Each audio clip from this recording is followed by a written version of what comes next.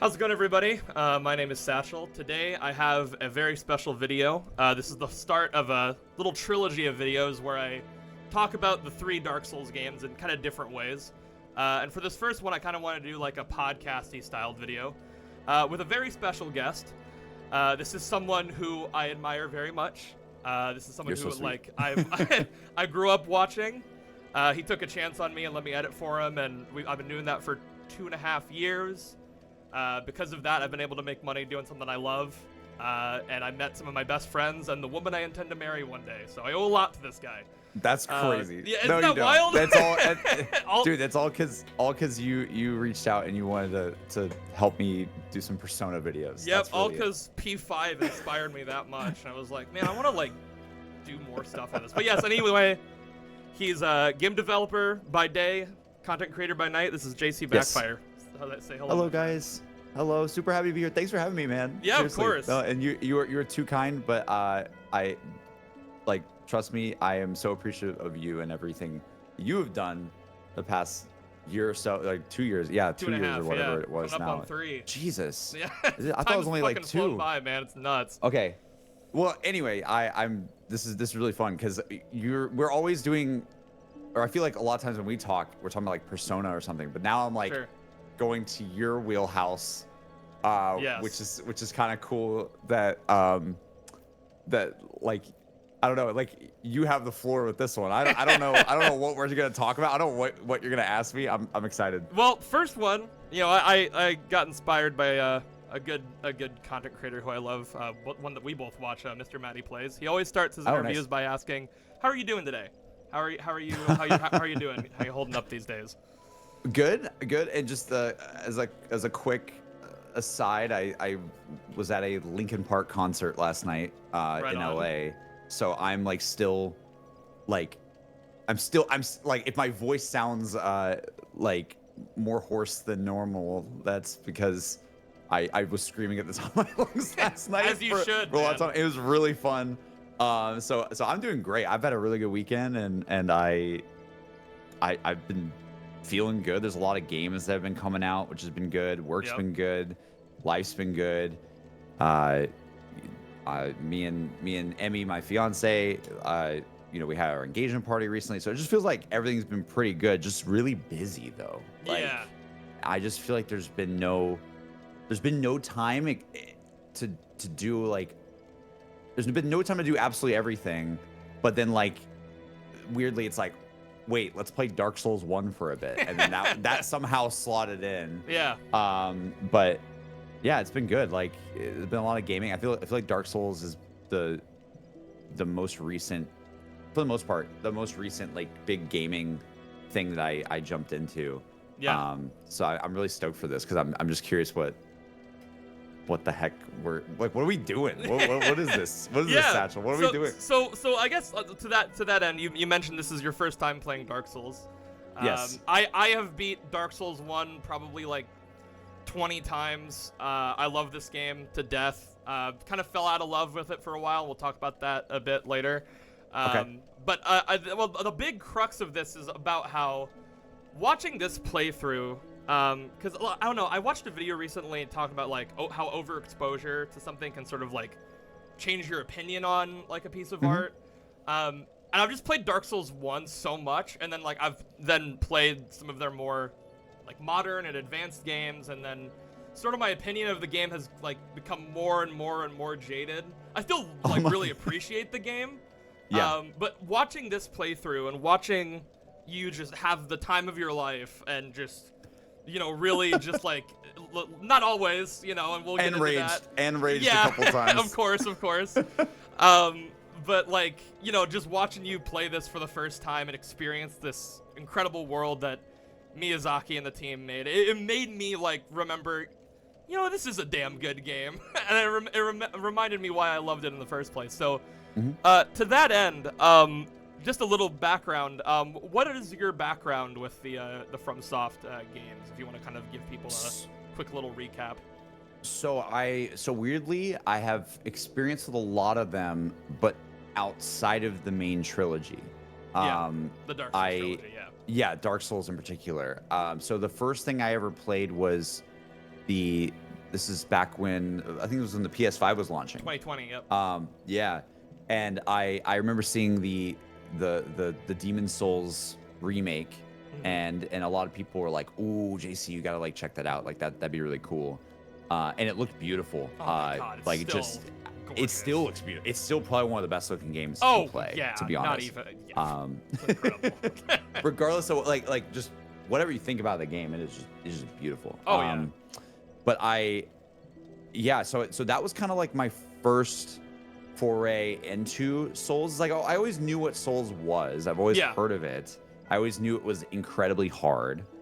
But I didn't really understand it quite yet until I played Demon Souls Remake, and I got like the first taste of the Souls medicine, right? Like I was like, wait, this is weird. Okay, they're doing this. They're not telling me too many things. They're also not Demon Souls maybe a little bit more linear, right? But it still had this feeling of like, wait, I don't know where I'm going. I don't know what's happening. Doing. All this dialogue I don't know so what cryptic. the story is. Yep. Like what's going on, and so I loved it. I had a really good time with it. It was a lot of a learning curve for me to figure out how it works. Most of my background in gaming comes from weirdly like FPS, a lot of FPS games in the past. So playing something like Demon Souls was very different for me.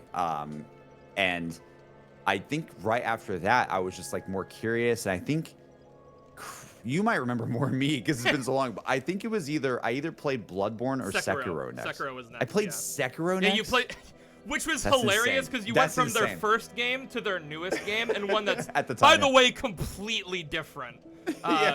So, and I remember when you were saying like, I think I'm gonna do Sekiro next. I remember you in chat like, dude, I don't recommend it. like at least not yet, but you did it and you beat it. So yeah, you did Sekiro. Yep. I do, yeah, and I love that game a lot. I think I did Bloodborne after that. Yep, and then Elden Ring. I did Bloodborne. Then I did. That's what I did. I did Elden Ring. You did Bloodborne like a week before Elden Ring came out. Oh my God. Yeah. And then I did Elden Ring, had a blast. And then, just weirdly in the back of my mind, I've almost felt like a faker or something, because like it's like, oh look guys, I'm playing Bloodborne, and I'm like playing this and I'm liking it, and then I just haven't played the original like trilogy. And I know Demon Souls came before, but like I haven't played Dark Souls 1, right? Like, and that's always been gnawing at me for years of like, oh God, I gotta do that at some point. And so that's sort of the background. It's like I played the surrounding games that I've heard are really, really good. And I played them, and then I sort of kind of got into it from that mainstream angle, and then like, okay, now here we are, let's check out Dark Souls 1. I don't even know what made me decide to do Dark Souls 1 now. Like I actually have no idea. I think I was just wanting a different like type of a beat on stream. Yeah, especially after like Rebirth, like want something shorter. Yeah. I was playing a lot of Final Fantasy, playing Persona, like I was playing a lot of games like that. And I really wanted something that was like just really different from that feeling. And Final Fantasy VII Rebirth is an amazing game. And Dark Souls 1 is an amazing game, but for very different reasons. Absolutely. And I needed to, it's almost like I needed to clean my palette and do something new. And by going and playing something old, which I love doing, because I love seeing people like very nostalgic, like yourself, where you're like, oh shoot, I get to just like watch someone play this thing that I love, this older game that I love, and I can sort of like relive it. And so that's kind of a goal when I do stuff like that, is like it's fun for me because I get to play a classic that everyone says is a classic. But I also get to like feel the community like hype of, oh, this is like we're like reliving these old memories, and that like fuels me. I love that. It makes me so happy. Yeah, man. So that's where we're at. Yeah, man. For me, my FromSoft journey was pretty similar to you. When I was in 7th grade, I saw a trailer for Bloodborne on the TV, and I was like, this looks sick. And my parents got it for me for Easter, I think. And I booted up the game, and I died, and then I got stuck in the hunter's dream for like 30 minutes, not knowing how the hell I got back to like the world. And then I just died and died and died, and I was like, okay, how do you turn the difficulty down? Found out that you couldn't do that. I was like, where do I go? And then there was what do I do with that? Yeah, and then I was like, okay, this game just sucks. It's bad, it's awful, and I dropped it. Years go by, my friend's like, okay, you gotta try Dark Souls. And I'm approaching it not as like a game. I'm approaching it like a rage game you'd see like, I don't know, like PewDiePie play on YouTube back in like 2013 or something. So like I'm not approaching it as like a game that I'm like actually gonna enjoy. And then I played it. I got up to the dragon on the bridge, but I thought that bosses also respawned. Like, so I had just killed the Taurus demon, and then I got killed by the dragon on the bridge, and I stopped playing rather than actually going to see. If I would have just kept playing, I would have seen no dumbass. You were thinking like, even though you got past the bosses, you still would have to like see them again. I thought I would have to fight Taurus demon again to get back to where I was. That would be really annoying. Yeah, oh my God. So I was like, well, this is just ridiculous. So I stopped. And then, you know, for years, I get this gnawing thing in the back of my mind. I'm like, I don't want to try a Souls game again. I don't know. But and my uncle always told me, like, oh, I love Demon Souls. It's amazing. That game is so good. And he played it originally. So when I'm watching the PS5 event, I see the Demon Souls remake get revealed. And I'm like, you know what? I'm going to commit. I'm going to buy the game at launch, full price, $70, and I'm going to beat it. I'm going to do it. And, and I'm just, you know, and I the way I started was like, I'd take a day and I'd just be like, okay, let's just see how far I can make without dying. So I'd like just go through that first area and I'd die for the first like few days. But then eventually I actually opened the gate to Phalanx. I beat Phalanx and I was like, okay, that was a rush, which is funny looking back on Phalanx because it's like the most like, it's literally like a blob with spears, but but like it was a rush for me, and I was like, okay, well, which they showed up in Dark Souls 1. Yes, they did. They did. I was very happy that you noticed that. I was like, that's another thing we'll talk about Demon Souls. I have to say, I was so happy. Like when I was watching this playthrough, I'm like, oh, I remember when they did something like this from Demon Souls. You said it like multiple times. I'm like, oh, I'm so happy you like remembers, because it's been a while, but it still stuck out to me a lot. Yeah, but man. So I think that. My guess is I feel like Demon Souls remake is a great entry point for a lot of people. That is what I always recommend to people. I always say Demon Souls or Elden Ring because of like the wide breadth of like options and, you know, things you can do, and Demon Souls. I still maintain that the Demon Souls remake is probably the best way to get into the franchise, in my opinion. Like if you have a PS5, like do it. Like it's probably just also the fidelity like helps you get over some of the clunkiness of like how hard it is. And it's like because the fidelity and it looks so great, it's like you kind of want to see like what the next, you know, vista is gonna be and all that. Like it helps how beautiful it is, like how beautiful the remake is, which they didn't like, not to say the games weren't originally beautiful, but just how they are now. There's like the fidelity. Demon Souls remake, just how beautiful it is. Makes it almost like it's just a whole other, like, I feel like it's more accessible for someone to be like, oh yeah, I want to jump in and play that because it looks less like on the outset, it looks less obtuse. It just looks like, hey, this is a really beautiful fantasy game. What's this? And it doesn't like have that weird, like in Dark Souls 1 has this to me. But I bet it didn't feel like this back in the day. I don't know. But Dark Souls 1 almost has this like, it's almost intimidating by how much it feels like I'm like escaping the back rooms, like feeling like there's something to like the environment because it has this sort of like, again, I'm really not trying to like insult the art because I think the game is really like pretty for its time. It's just, there's something about it though that has this like, it's almost really like grungy, it's like almost like blank in some areas, and you're like, what is? I'm like kind of scared. Like I almost feel like it's like liminal at times. I don't know how to describe it. I don't know if liminal is the right word. But it gives me this feeling of like, ooh, I don't feel super comfortable looking at this all the time. Yeah, absolutely. And Demon Souls remake, I'm like, oh, this is so gorgeous. Wow, gorgeous. Dark Souls 1 is like, I feel like it's very like eerie and moody and just unsettling. And then there's like certain spots where it's like Ooh, like that's where you're bringing the beauty in. Like, Yes, like you know, when you go into like Anne Orlando for the first time. yeah, or the Ash Lake, Yeah. Oh, dude.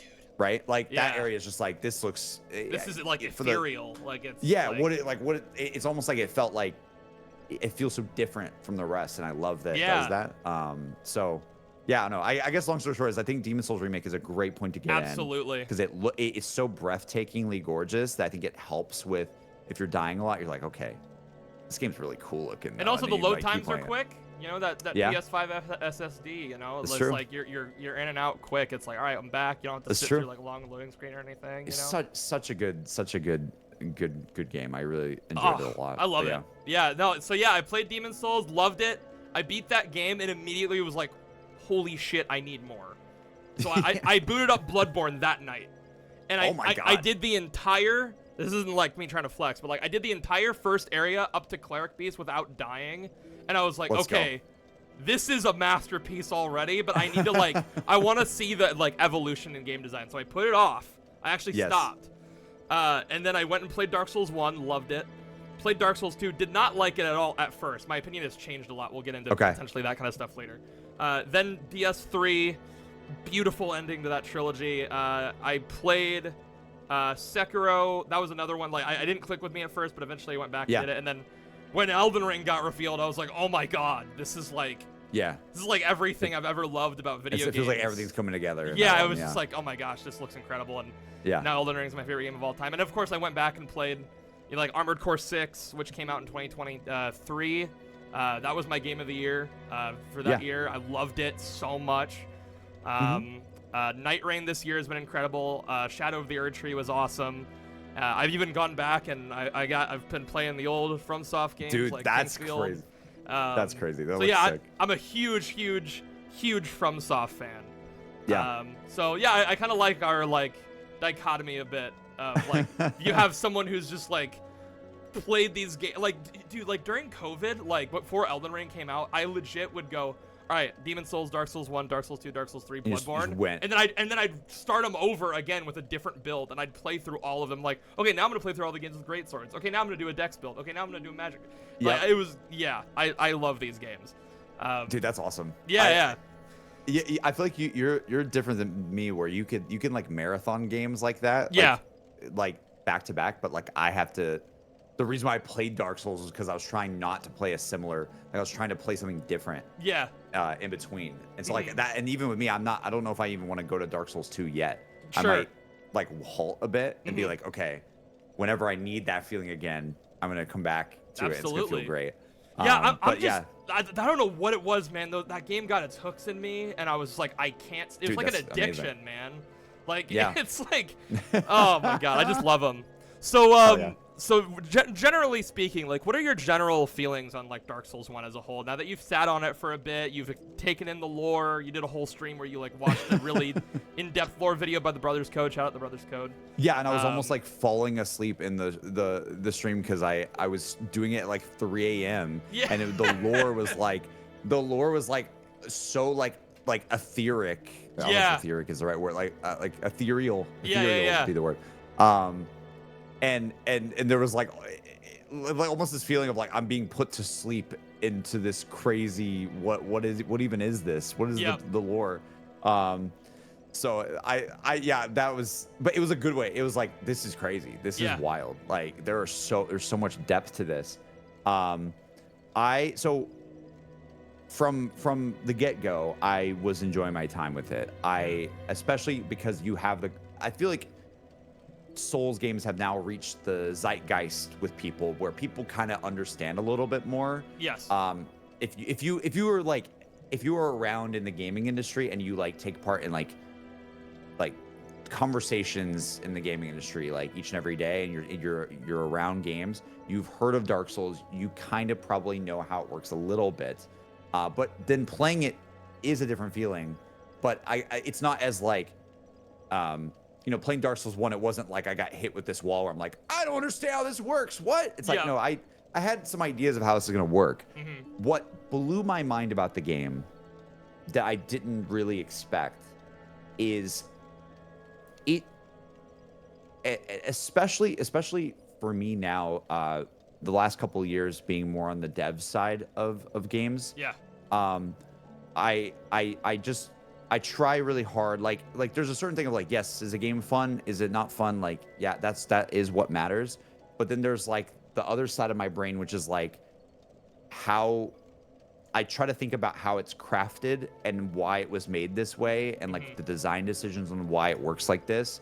And specifically with Dark Souls 1, the level design in particular Yeah, man. is maybe unironically one of the most impressive feats of any game I have. Like, if you said, JC, what is a game that has the best level design? I would, right now, especially because I just finished it, I would argue it's that. Like, I would argue that Dark Souls, especially the first half, like when you don't have fast travel and you have to. Oh my god. Oh my, it's amazing. It just blows my mind because, like, you know, and you guys were letting me know, you're like, hey, JC, watch this video from this, like, I think it's called like Cartographer. It's this channel. I forgot what it, I wish I remember the name because it's really, if you look up like, I think it's like Gaming Cartographer or something like that. And they made this like breakdown where they're like going like, okay, here's where you start in Dark Souls 1, and there's like, here's a sketch of the map, and here's where you go over here, and this is when you get your first bonfire, and this is when the bird takes you over here, and then this is this, and then you can take the bird back over here if you want, and then blah, blah, blah. And it's just like, and you start seeing how it all like sprawls out on the map. Yep. And then you start going, and then my brain starts doing this. Yeah.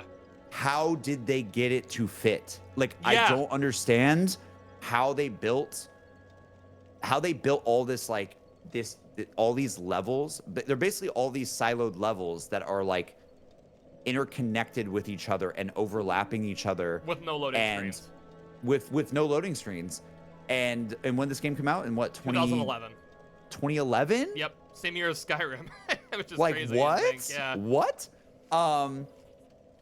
And sure, like, yes, is some of it kind of hard to navigate at times? Yes, absolutely. Is it intentional? I would say it is. I would, yes, like, there's a lot of it that I think that is intentional to be like that. Especially when they're like, hey, in Anne Orlando, you don't even go down the bridge. Parkour glitch to the left. It like almost you walk feels up like the, you're like, what is that? Like, what game has ever that I've ever played? Even Elden Ring didn't do that as much, I think, as what I felt in Dark Souls 1. Maybe it did. Maybe I'm having recency bias. But, no, I can't think. In terms of like that moment where you're describing, where you're like walking up the balcony. It felt like this should not be the. It felt like this should not be the golden path. This should not be the intended path, but it is. There's no way. It's like, and it is. It's literally like, yeah. So here's the castle, and by the way, this land was from these giants, right? And so everything is like really oversized. Yep. Right. I think that's the lore for the it. gods, because the gods are like because they're all like huge. Yeah. Like the goddess in Orlando that chat was like, oh. And then it turns out she's not real. Yeah, that's insane. That's insane. But like, again, like that moment is a good example of like, I'm walking down like a bridge. The bridge is like not up, it's destroyed or whatever it is. It needs like some sort of contraption to work. And then the actual way to get there is to like kind of jump off the map. Kind of. Yeah, and you walk go up on like a small, tiny walkway that it feels similar to like when I was playing like Halo 3 as a kid. And my friend was like, dude, I think there's a hidden skull over there on that pipe. And you're like, what? Yeah. And you see your friend like grenade jumps and then like lands on top of a crate and then jumps up there. Yeah. And you're like, oh my God, there was a skull up there. That they actually did want you to do that. That's crazy. Except that's not for a skull. That's not for a collectible item. It's the main path of the game. Yep. And that's what was blowing my mind. And again, that's one specific example of many. But I just the interconnectedness of the world is by far its greatest achievement, in my opinion. Absolutely, yes. Like, we could talk about lore, we could talk about the vibes, we could talk about the combat, we could talk about a lot of things that are really good in this game, actually. But the unbelievable thing that I will never forget about the game is the level design and how just insanely fulfilling it was to master this world Yes. that I am pathing through. Absolutely. Yeah, and that is, if there's any thoughts I have on Dark Souls 1, I think that's like probably the epitome of it, is like, it's just, how did they fit this all together? How is there like a hell world underneath the it's like there's like the, what do you call it? The, I don't know, dude. There's like Blight Town, and then underneath that is hell, and then underneath that is somewhere else is the Ash Lake. Is like off Where here, does the Ash Lake even like? I'm looking at a map. I have a map open on my computer right now. Yep. And dude, don't even like ask me how they fit Ash Lake around all that other land without it like clipping into each other. I have no idea. It's nuts. It's crazy. I like it's like actual wizardry. It's crazy because like I was looking into it and I was like, okay, well, like who's responsible for the level design? And there were like 3 level designers, I believe. Yeah. From what I understand, I mentioned this in on your stream, like in chat, was like the way a lot of these games work is like Miyazaki is like, he is like the sole visionary and they all like kind of help him. But I was looking into like who the devs were behind it, just kind of get an idea. And yeah, really like incredibly talented individuals. One of them, Junya Ishizaki, was labeled as one of the level designers for Dark Souls 1, and he actually went on to direct Night Rain, which I found out was crazy. which blew my mind. I was like, oh my god, that's like cool. I saw his name in there. I was like, oh, holy shit, like that's awesome. Yeah, dude, that's sick. Yeah. That's sick. So yeah, no, I guess in terms of like my general thoughts, I agree with everything you said, especially like the first half. I always tell people, in my like opinion, I think the first half of Dark Souls 1, like where you don't have fast travel and you're in that really interconnected world, that's like my favorite FromSoft experience, like ever. Like the level design's unreal. Like the sort of ambience and like the loneliness, and when you find an NPC and he's saying some cryptic shit and you're like, what is happening? I mean, like in general, like I've always really enjoyed the story of the Souls games, because like I mean I'm sure you probably picked up on this, but like the idea of like hollowing essentially being a like metaphor for like depression and losing your purpose. And like sort of how I think so much of that game's design is informed by that theme. Like you mentioned, for example, like, you know, is it intentional that sometimes it's hard to navigate the world? And I almost interpret that as like, I wonder if that was like an intentional thing where they thought about like, well life itself and our emotions are hard to like navigate in life, right? So I almost wonder if that was like sort of the intention behind like the way that the world is structured and, you know, things like that.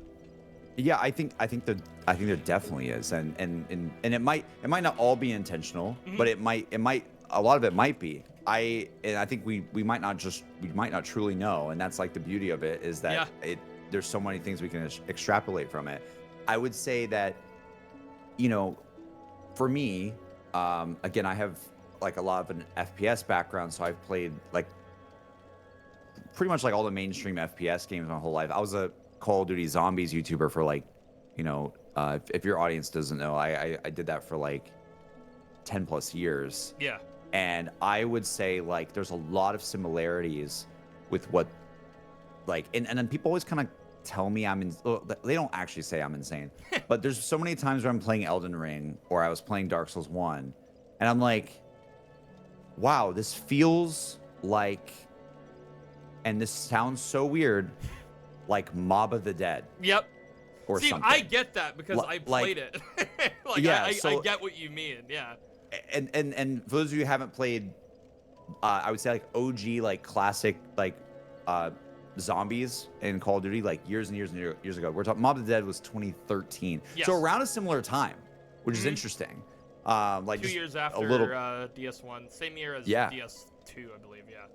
Yeah, and the way that Mob of the Dead works is it's like, sure, it's a map about these 4 guys that are trying to escape, you know, Alcatraz, Yep. right?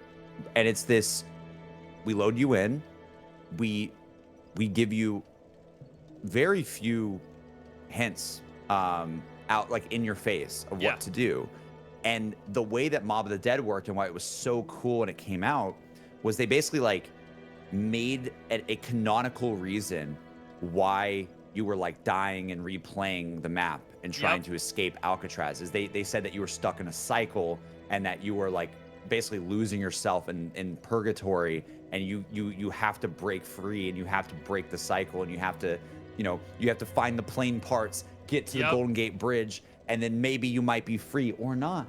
Yep. And there's this sort of like trial, like the map felt like a trial that you have to overcome, and this is a big reason why I think Mob of the Dead is the best map ever created. But I know it's a lot of opinions out there, but it's my favorite of the like story quest-driven maps. Absolutely. Yes, it is like it's very undeniable for someone to be like the way Mob of the Dead integrates its story and what you do with the game is like so masterful, and it gives you this feeling of, like you said, it's like this feeling of I'm overcoming, like I'm overcoming death itself. Like I'm overcoming all these hardships. Yep. And it's just like there's something that I don't know. Like I feel like the live, die, and repeat thing with Mob of the Dead, with Dark Souls 1, and I'm assuming the other games are similar too, where it's like it just like because they tell you that you actually are dying and you actually are coming back and you're trying again. It gives you this like greater sense of the journey that you're doing. Yeah. And it makes you feel so much more attached to every choice you make, because you're like, you know what? I may have failed here, but that's just one piece of the journey. That's not. I didn't fail here, and then not going hollow yet. It's like it's different from playing like an Assassin's Creed. Like Assassin's Creed's like, ooh, the Animus, you didn't do that. The history didn't do that. You like Ezio wouldn't accidentally. I remember would always say like Ezio didn't kill like a civilian, and you're like, oh shoot, I didn't mean to. I'm sorry. And it would get onto you because you're breaking history. Yeah. And it's like no, you're not doing that. The difference between, and I love AC, but the difference is with this, it's like no, every step that you take is honestly pretty permanent, and to a journey that is larger than even one singular death that you have. Yeah. And I would honestly be curious from a what do you call it? From a just games that are out there, how much every like game developers are influenced by other games all the time. Absolutely. Right? As artists, everyone takes like inspirations from things that they love, things that they've played, things that they've seen.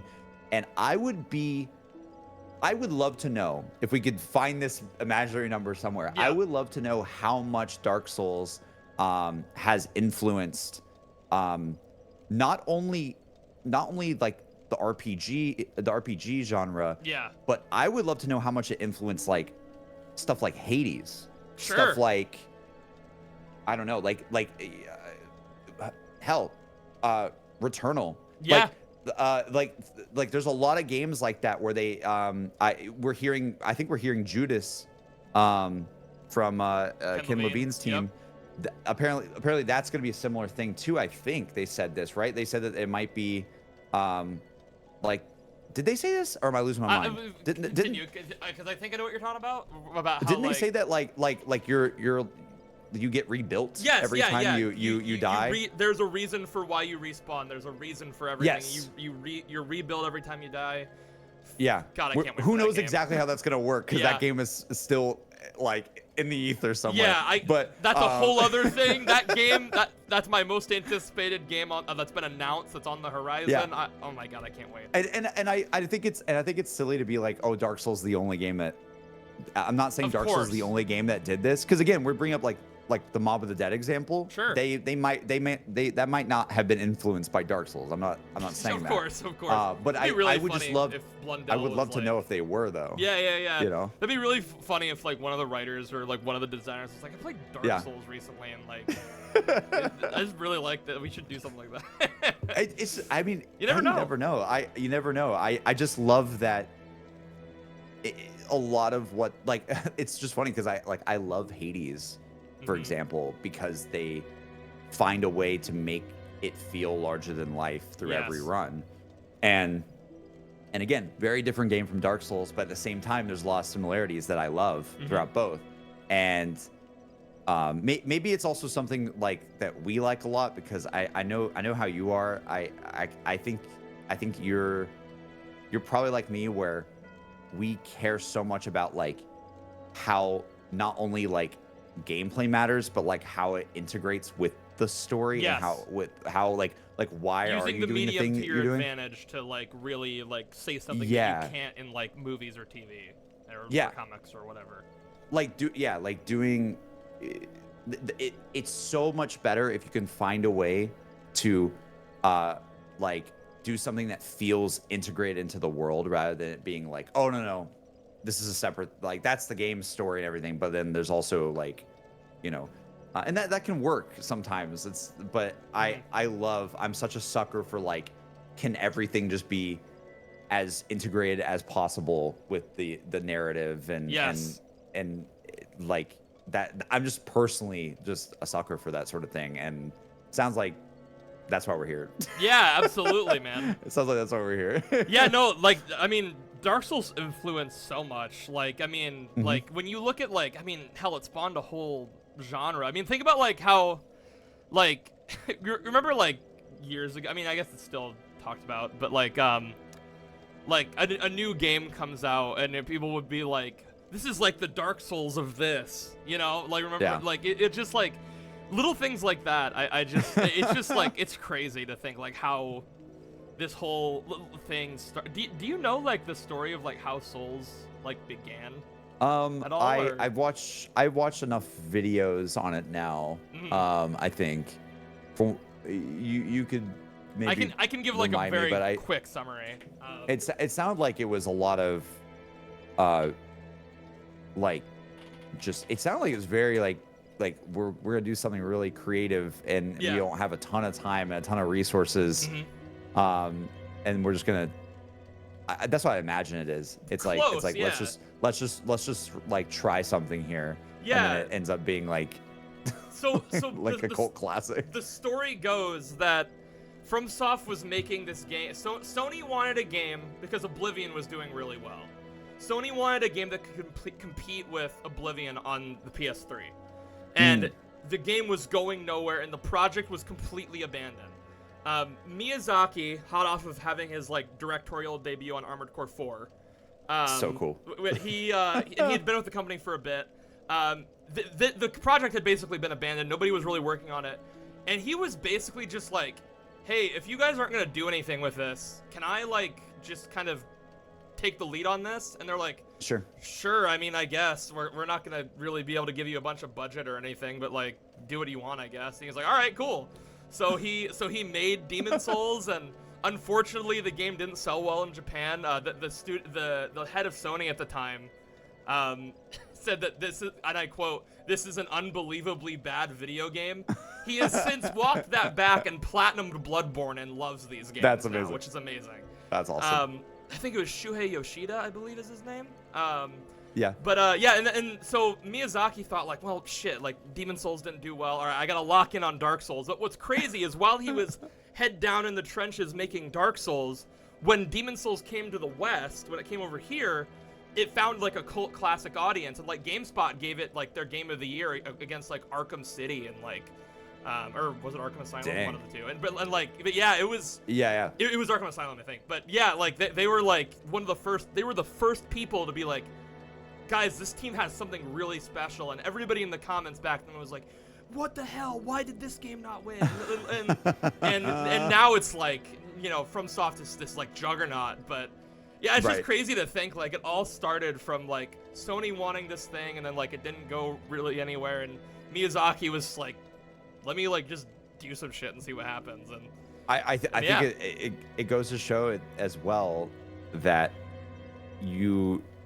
it's really hard to predict what people are going to like and are not going to like. And in some ways you gotta make something that that you feel That fulfills you. creatively fulfilled doing. And it's really cool that like that just oozes out of this game, where you just feel it, where you're like, oh shoot, like You just feel the vision, like it's. I know like... you're talking about Demon Souls a lot, but I also it thought that was applies in Demon Dark Souls, Souls, right? absolutely, yeah. But like, it's like, yeah, this is not typical, but there is some sort of a journey and a fulfillment to playing this game if you can get over the hump of its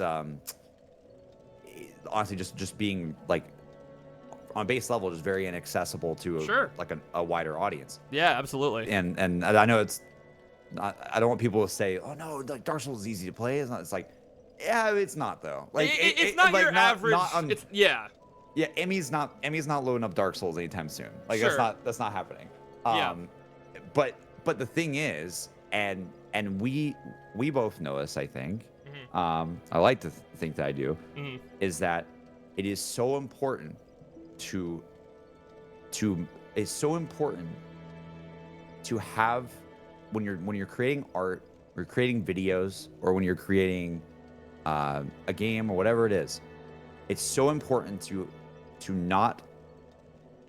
This sounds insane. I'm not saying don't make a game that people like don't make a game like, what am I trying to say? It's like, I'm not saying don't make a game that people are not gonna like. Yes. Like that, you know, like you don't want to do that, but at the same time, it's like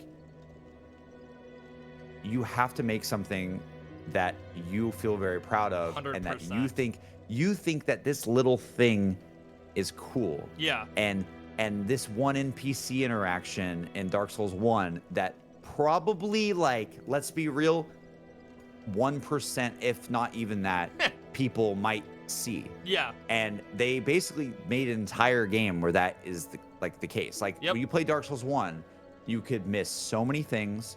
I missed things. Yep. Dude, you guys were telling me, you're like, yeah, dude, this NPC like killed your firekeeper. I'm like, what? What are you talking about? What are you talking about? I was like, off screen? Yep. It's like, yeah, it was off screen, and also you didn't find him. I'm like, wait, so you're saying an NPC that I barely even knew, or I didn't even find him, showed up to my camp?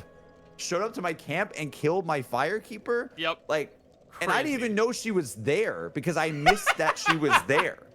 I found firekeepers. I thought the first place that I thought you could upgrade your flask at was the spider area. The spider, when I hit the hidden wall and like found that spider, so the funny. spider covenant. Yep. I thought that was the first place.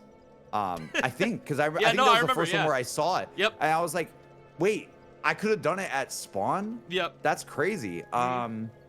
So again, it was just like things like that all the time, all over this game. But it's so sick because it's almost, and I don't even know if they knew this or if it's just the nature of the beast when we look at its design now. Sure. But it's so cool that essentially what Dark Souls has done, and what Elden Ring does the same thing, and all this kind of stuff, is like you've made a game where it feels like it actually feels more real because everyone is having these like different experiences unpacking it. Yep. It's crazy. It's like an escape room with, it's like you go to an escape room, you're solving this like puzzle, but it's like if the escape room had like 100 different alternate things that you could do. Yep. And everybody could leave messages down and stuff. That's where like the people can leave asynchronous, messages. Yeah, which that's is where the when you think about it, comes in, when you think about it like that, it's really cool because it's like, wait, that's essentially what it is. It's this massive puzzle box where you can get information from notes in the game. You can get information from friends that you talk to. Yep. And you're all sort of coming together, and you all are going to have a slightly different, maybe even majorly different experience. Yep. And I think that's sort of like the beauty of this game, and and I think that like and I'll be real with you, from just like working in game dev for the last 4 or 5 years. Oh my God, it's crazy to think about. But anyway, like it is, you like, trust me on this. Like it's a hard sell to be like, hey, we want to do this thing, and only 1% of players is going to see that. We're gonna make this area behind 2 invisible walls in this random corner and in a poison swamp. What? Yeah, and they're gonna go, yo, budget, yo, scope. Yeah. Like, what are you talking about? You can't do that. Like, what do you mean? Yeah. Yep. Like, well, you have to make that area a main location, because that's a, very, very, like, a lot of, time goes into that. Yeah. What are you doing? Why and are back then you had to think about, like, how are we gonna store this on the disk and stuff? Like, yeah. And I will say that, but the cool thing is, I feel like we are seeing more of this sort of thing in games. Yes, absolutely. Which is really cool. I'll even give you an example from Sony's side. From God of War Ragnarok, right? It's not really a spoiler on God of War Ragnarok. Yeah. So, but I'll just say, if you haven't played God of War Ragnarok, maybe play God of War Ragnarok. Maybe play it. But then also, maybe come back in a minute. But that game, I was so surprised is that the whole area in that game that's called the Crater was a completely skippable, ginormous open zone area that they added to that game, that you could literally, if you just don't do the side quest to go, like, I think you might have to go there for a second, but you really don't have to. Like, you don't have to stay, or I don't know, I forgot how exactly they present it to you, but it's like, it's a massively optional, almost in-game type area that was added. I need to go back and play this game. And you can go there. Before you beat the game. You could wait to do it after you beat the game. There's different dialogue depending on who you're with. Like, it's one of those things where it's like, dude, I didn't find this. Awesome. I didn't know about it until you told me. Yeah, it's incredible. It's really cool, and it's like, oh my God, I can't imagine the pitch for that. But it made the game better for it. I think that the game the game absolutely has such a, like, that moment I remember, and I still talk about it to this day, where I'm like, yeah, like, God of War 2018 had some awesome moments. Amazing game, It's a masterpiece. But there are some things in Ragnarok that I think we should praise. Oh, 100%. Which is that area, and it's just really cool, and it's probably like 8 to 10 hours of extra content. Yeah, I gotta go back and check I'm not even joking. At some point. All in one area, it's like crazy. One open zone kind of area. And yeah, anyway, I guess what I'm getting on with that. Sorry, we can. No, yeah. I ramble so easily. No, but all good. I just think that it just, that blows my mind. Like, it blows my mind all the time when I think about how this game works. And I'm trying to imagine Miyazaki pitching and explaining these things, and I'm so curious. I would love to know. What that board meeting was like. Yeah, how does that work? How do you explain people? Because it's really hard to understand why that feels good. And like, until you've played it. To be honest, and then even then, you might not even fully get it, because it might take you like 10 hours in the playthrough to realize that there's a shortcut that can bring you back, and you're like, wait, oh shoot, there's an NPC I can talk to over here, and it's like, I don't know, it's crazy, it's wild, man. There's so much. I think about stuff like that too, like, where, like, how did he, like, come to these decisions? How did he convince people? Because now he's the president of From Software, he can do whatever the fuck he wants. But which is so funny to think about, that he runs the whole company and still, like, directs game. That's nuts. That's a whole other. That's cool. It's just awesome. But I think about, like, that, like what you said about how, like, how did he convince, like, a boardroom of Bandai and FromSoft execs, like, hey, we're gonna do this thing in this, like, other area, and, like, not point to it at all. We're gonna hide. I have to say it again. We're gonna hide Ash Lake behind 2 invisible walls and a poison swamp. You thought I was like shitting with you on stream. You're like, fuck off. There's not. Dude, I thought you were back joking. Here. I was like, no, there's literally, it would not be no like way. that. So No yeah, I way. think about that, and the other one I think about is like what was the FromSoft board meeting like, where he's like, hey, in Bloodborne, we're taking away the shields and we're putting a gun in their left hand, and now you have to parry or dodge or die. Like, I would have loved to have known what that conversation was like. Yeah, dude. Like, oh man. That's the thing. If only we knew. I can't even imagine. And again, that's what blows my mind playing it. Is I'm just like, there's so much here that I almost have to wonder if it's just this is what happens when someone has freedom to create, like just creatively go in the direction that they want to go in for whatever reason. Maybe they're not just maybe they're not being focused on too much by larger powers at B, and they're able to just do the thing they want to do. Maybe they're what do you call it? Just like in a way, just have enough guts to try something that could backfire on them as well. Like, because and like you said, it didn't even have a lot of cells. Why can't I speak? A lot of sales at the start for Demon Souls, right? And then like it's slowly over time. Demon Souls didn't do super well at start. Dark Souls did it a bit better. Because this is when it started to like kind of grow. It started getting the snowball effect a little bit. Absolutely. But I think also restrictions breed creativity. Yeah. My guess is Dark Souls 1. I'd be curious on what the budget of the game is, but my guess would be it's not to the same like height as another one of the mainstream stream games that came out that year. Oh yeah. I that would be my guess, and that's why, like, you know, like you gotta wonder, like it's like this, right? Like, do NPCs work as they do because that is the only way to do it? I probably underneath, and then that just became the thing, spirit of how the NPCs work in these games. Yeah.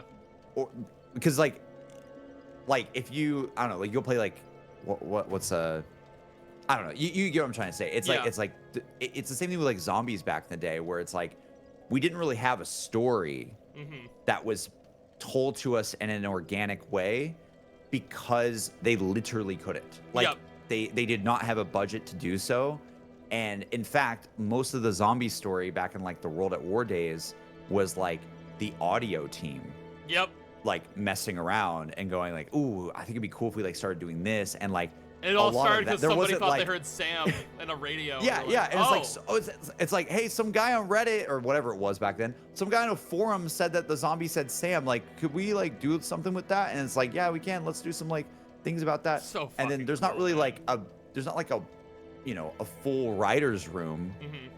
At that time, it was just probably like, hey, let's just try some stuff. Let's try to do these weird like radios and things like that, because that's all we can do in the budget that we have, and B, it might still work. It might be pretty cool. And I get that vibe from the Souls games a lot, where I'm like, I feel like they see the strength in limitations. They see the strength, and like, we don't need to fully animate this NPC. We don't need them to walk around. I don't even know if I have no idea if their mouths even move. I don't even know if they do. To be honest, they might not. I don't know if they do in Dark Souls 1 or not. I know they do in like the newer games. But you know what I mean? It's that's what we're talking about. It's like, but some of the NPC encounters I have are super memorable though, because it's like I'm going in through the world, and all of a sudden Onion Man, he's just like, I'm over here, ha ha ha ha. I love him. I'm trapped over here, and can you like move that boulder? I'm like, okay. And it's like, and I come back and he's gone. And I'm like, where did he go? And it's almost like, it almost has that vibe of like the game has like ghosts or something. And there's again, it's like when I was a kid and people were like, there's a secret ghost on the Halo 2 map. And you're like, what are you talking about? It's like, yeah, if you play in a private game for like an hour, there's like a ghost that appears, and you're like, no, what are you talking about? No. Yeah. And Dark Souls like is like that. Yes, It's like absolutely. you start playing, and the game goes, you're invaded. And you're like, wait, what? What? Like, what are you talking about? Like it could be an NPC, it could be a real person. Like It could be anything. The multiplayer in these games are so unique. Yeah, and it's very haunting. Yeah, because like you will just like be walking around and you will see the ghost of another player and like in the universe is like an alternate timeline where like the realities are like meshing. Like it's just like what the fuck? Like it's so cool. Like I love that line from Solaire when you first meet him and he's like the flow of time is convoluted with heroes centuries old phasing in and out. And pretty cool. it's such a cool explanation for that. And yeah, do you know how like the whole multiplayer idea like started from Miyazaki's perspective? Did you ever hear that story? I don't think so. Dude, this one sounds like I'm making it up, but it's real. It's hilarious. I hear about it and it's like, that's nuts. The whole inspiration came from Miyazaki got trapped in I'm not joking. He got trapped in a snowstorm, and his car his car got like stuck in the snow, and then these two people like just like pulled off the side of the road and helped him like push his car out of the snow, and he didn't like get to know them or anything. They just kind of like got back in their cars, said goodbye, and they drove off. And he's like, I kind of want my multiplayer game to be like that in the sense that like, you summon somebody for a bit, they hang out, they help you do a thing, and then they go away. Yeah, exactly. They just salute and leave. Yeah, or you have true. Or you have some asshole like me that invades and Yeah, that is also true. Yeah. I think that it definitely has that feeling for sure, like a ghost passing by, and the NPCs feel that way. The invasions feel that way. Yes. Just a lot of things feel that way, to be honest. It feels like, and it feels like you are like that too. Yes. Yeah. The director of the Elden Ring movie, Alex Garland, he talked about, because he's a huge fan of the Souls games, like he's been playing them since Dark Souls, which is a great sign, by the way. That is good. That's cool. But he talked about how like in Dark Souls, it's like everything almost feels like this distant dream, like you know what I mean? Like you play it and it's like you have this NPC saying like some cryptic shit, or like you'll see like the ghost of someone like walking around. It's like this very dreamlike, like out of body experience almost. Right. And it's just such a unique feeling for a game to capture. And I think it again, it all fits well into that theme of like, hollowing and getting lost in sort of the craziness of the world or whatever. Yep. Yeah, I mean, like, Miyazaki's approach to storytelling as well is just so interesting because, again, like, he as the story goes, there's so many stories about this guy, but as the story goes, like, he grew up reading a lot of books as a kid, and when he would go to the library and he wouldn't understand, like, a certain word, he would just make up in his head what that word meant. And then he would just keep reading it and just sort of make his own interpretation of the story as he went on. So that's another thing where he was like, okay, I want my stories and my games to sort of feel like that, where like the player themselves are like a part of the storytelling, and like the community is a part of that storytelling experience. Right. Where, like, I mean, even now, like you watch that Dark Souls 1 video, and like there are still things to this day that we don't have the answers to, and we never will. Yeah. And I love that approach where like for me, like Dark Souls 1 absolutely is like a game about like, overcoming like some sort of form of depression or finding purpose. And but it's also like there are elements about it that are like, you have Gwyn, who's this guy that like, just did not want the Age of Fire to pass, and he was like holding on to tradition for so long when it was very clearly time for the Age of Dark to be ushered in. And how that single like choice sort of made the whole situation that you inhabit as a player. And I just love how like layered, like thematically these games are. They give you a lot to chew on. It's like one of my favorite things about their games. And again, I think that comes from, I completely agree. I think that comes from weirdly, I still from my dev brain is just like, I think it comes from they saw the strengths and the limitations of what they could do at the time, and now it's become their like thing. Yeah. And it's like it's so cool how that it can work like that, where it's like you to be honest, having a full blank check Yeah. to make whatever you want to make is Mhm. actually um in some ways might not even be the best thing for you. And we Absolutely. see Feature this a creep and lot. stuff like that. Yeah. Yeah, we see this a lot with movies as well. There a lot of times a m- a new director on the scene, right, comes Yep. in. They make this movie. It gets a lot of like love and attention. Everyone's like, oh my god, they're the next like whatever. It's awesome. And then they get their next movie, and it's like the blank check movie where it's like, hey, this is the up and coming director that you got everyone's so excited about, and they Yep. give it to them, and then they just kind of go almost sometimes they go Yes. too much scope, too much this, too much that. Yeah. We're trying to do a lot of different things all, and it's like, man, I really miss that original movie that was just More focused and more small scale, focused, yeah. and just doing its thing. And yeah, it's kind of crazy. Like Yeah, it's I so weird, completely but agree. As a big movie buff, I know exactly what you're talking yeah, about. Yeah, yeah. yeah, it's always a Absolutely. thing. Like, watch out when like a new director, like, hits the scene, and they have like a really like their first hit, Yep. and then they get a lot of money for the next one. Yep. And sometimes it's sometimes you gotta watch it and go like, is this Yeah. gonna be one of those blank check Is it like movies a one where and it's done like, kind of thing, or yeah, or is this gonna be like, what are we doing here? Yep.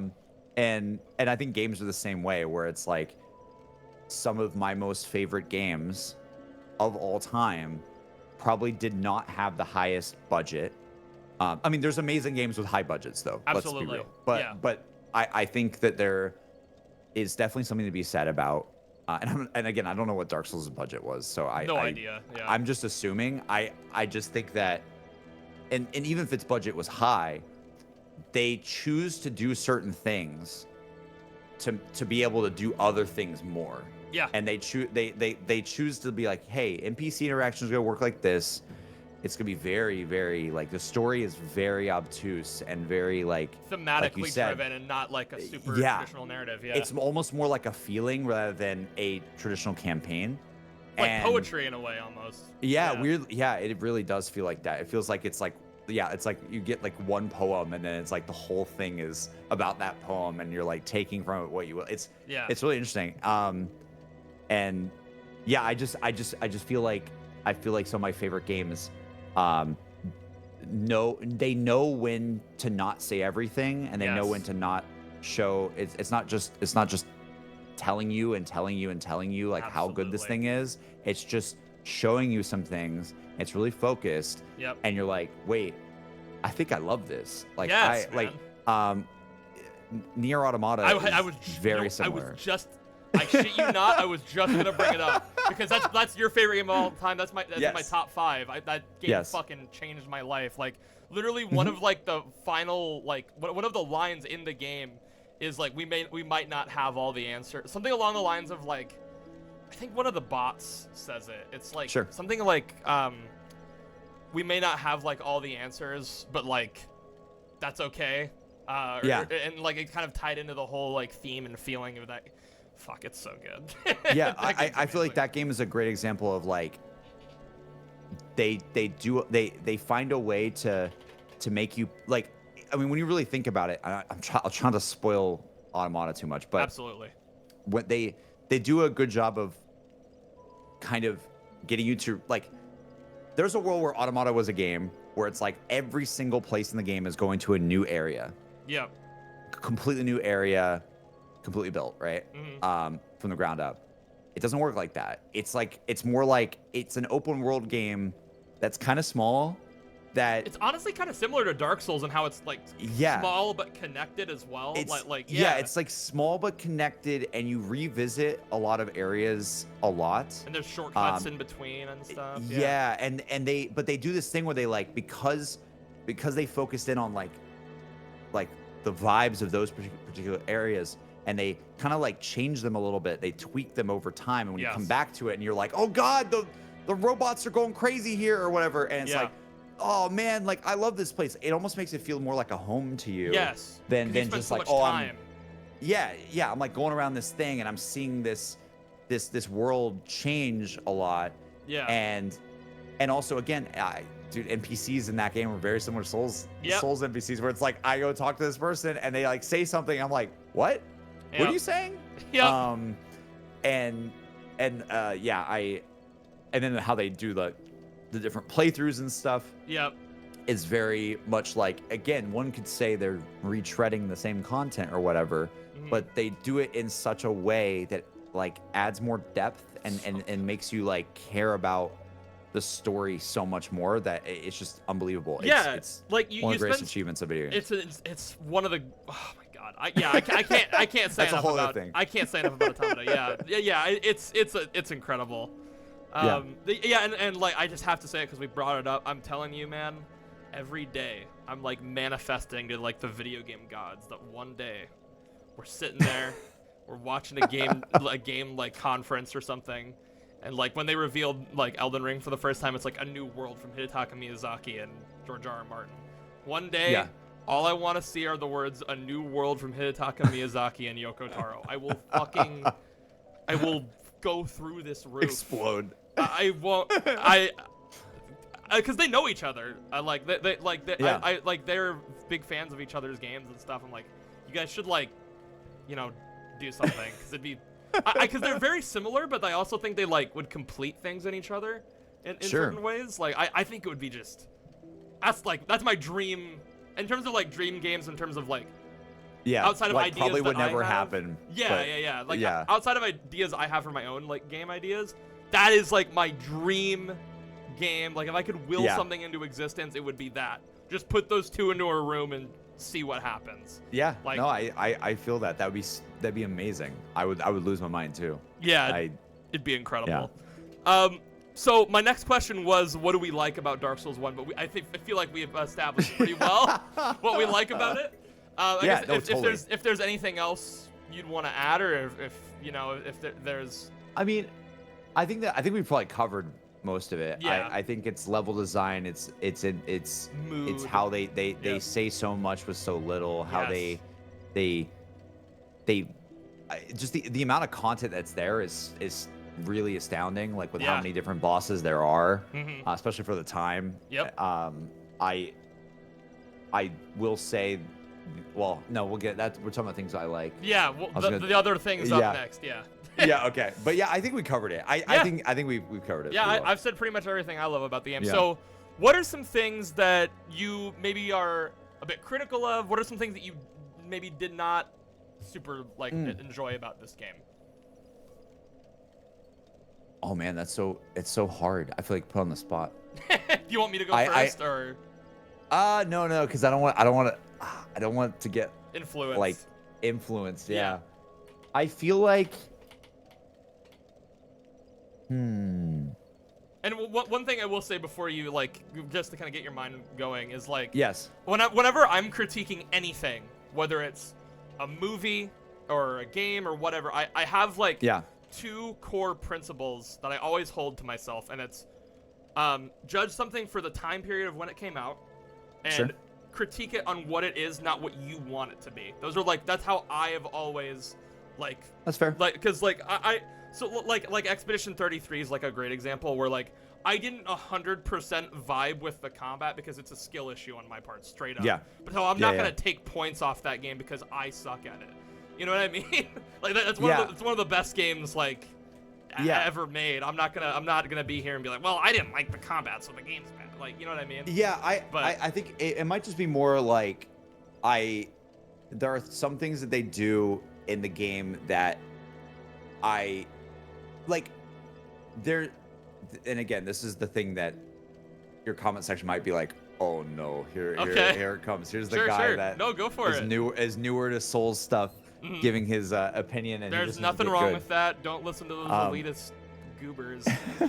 You're fine, man. Here's the thing. I think that there are aspects that it's really hard for me even to find things that I don't like, to be honest with you. Yeah. I like so much of the game.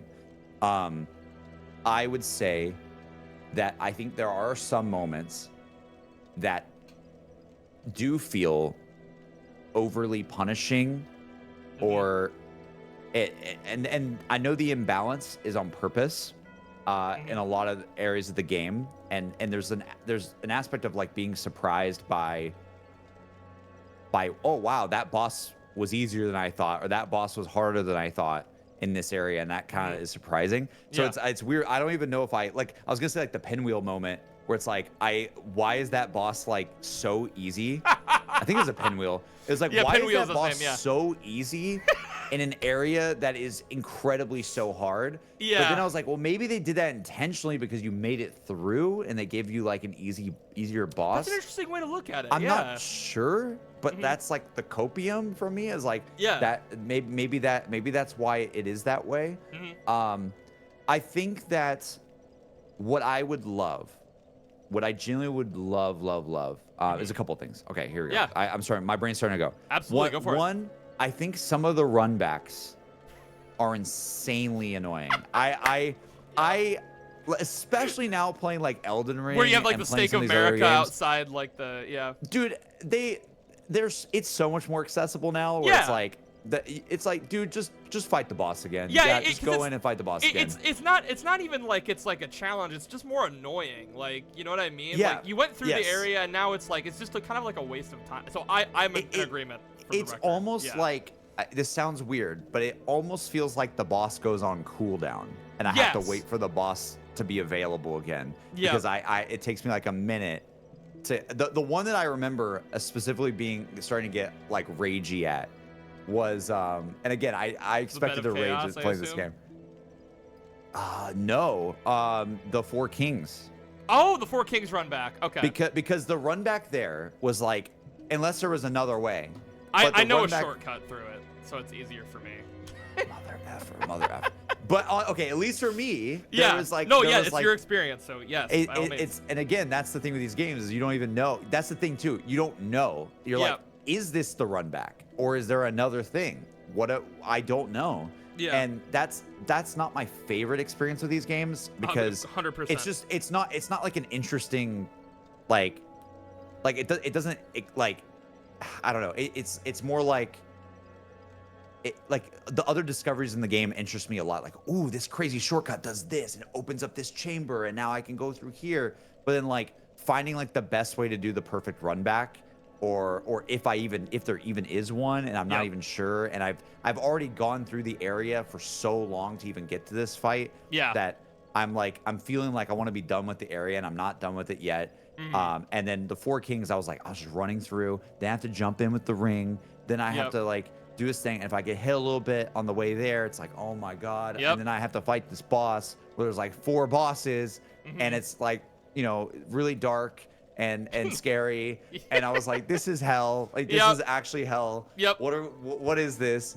And I think that was something that I remember just being like, okay, I don't love the runbacks. I also Yep. in this game, another thing, I don't love a majority of the dragon fights in the game. I don't particularly Yeah. like that much. I don't count the one on the bridge because that's not even a boss. There's no boss health Dude, bar. There's no music. But yeah, that- that shit sucks. Let's that- call a spade a spade. It's just bad. That was I remember doing that. I was like, is this a boss? Like, what is this? Yeah, no, it's just some dumb shit. Yeah, like, yeah. And I do think that's something in Elden Ring they got I mean, granted, there's a lot of dragon fight. I know some people at Elden Ring said the dragons can get a little old because there's a lot of them. Sure. But it's fun to fight them. Like I have a fun time fighting them. It is I mean, they're so better much than more that, fun. yeah. It's so much more fun in Elden Ring fighting the dragons there than it is in this game. Yeah. It's weird. Like I feel like, and chat was telling me this, the way that the dragons felt, and I don't know if this is right, but chat was kind of saying like because of the the lore is the dragons were like the previous thing and the Yeah. the giants were going after them and all this kind of stuff, and so they're the most larger than life, like the history of the world, like ancient beings. Yeah. But it kind of felt like the only way to kill them was like some like either it was almost like a gimmick to kill them each time. Like it wasn't Yeah. like a normal fight. It was like, oh no, you don't actually fight this. You have to go get the guy to shoot it with an arrow. You're like, Sure. wait, what? Like, But I don't okay, fight okay. that? Like, what do Yeah. you mean? Like, Yeah. like you're hyping up the dragons a lot in this game, and every time I'm faced with them, they're either like standing on a bridge randomly at like, like the one on the bridge was like Well, the that one's just like ridiculous. that was crazy. Yeah. So, But like, yeah. So I was gonna ask about Calamite then. So what were your feelings on Calamite? Because you said dragons. So do you? Yeah. Like Calamite's the one that with the arrow to knock him down, right? Yes. Yes. That's Calamite. Correct. So I actually like the actual fight. I think I ended up not minding, and I actually liked it a lot. Yes. But I think it's just more like, I think it's more just the fact that it's very hard for me as a player to know that I need to talk to someone else. Of course. To even like I assumed that I could fight in the dragon, and maybe you can, and it's just insanely hard. I have no idea. But like when it's breathing the fire in the valley or whatever, and I kept dying from that, I assumed that I would have to just figure out something there. Yeah. To live and to fight it, and then I did. It really was only because I went somewhere else for a bit, and then chat was like, hey, you forgot about this like upstairs thing. I was like, wait, what? I was like, oh yeah, there's this locked door up here. Oh yeah, this guy. Oh, cool. And then he goes, anyway, dragon.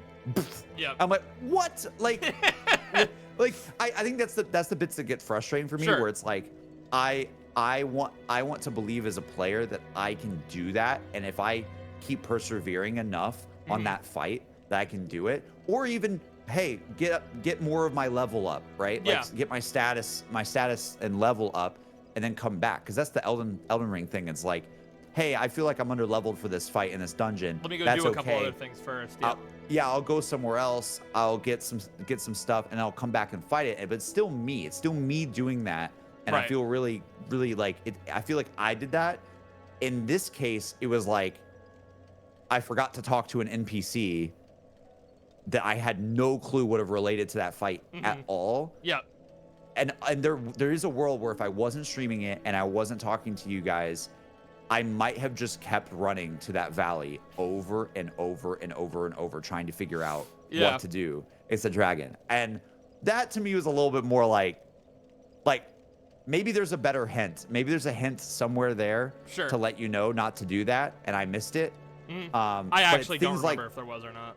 Yeah, it's things like that that I think feels a bit almost too obscure, where it's like sure, eventually maybe you'll find the NPC, but I could see someone just being like, dude, what do I do in this fight? Like, I can't even touch him. Like, what's going on?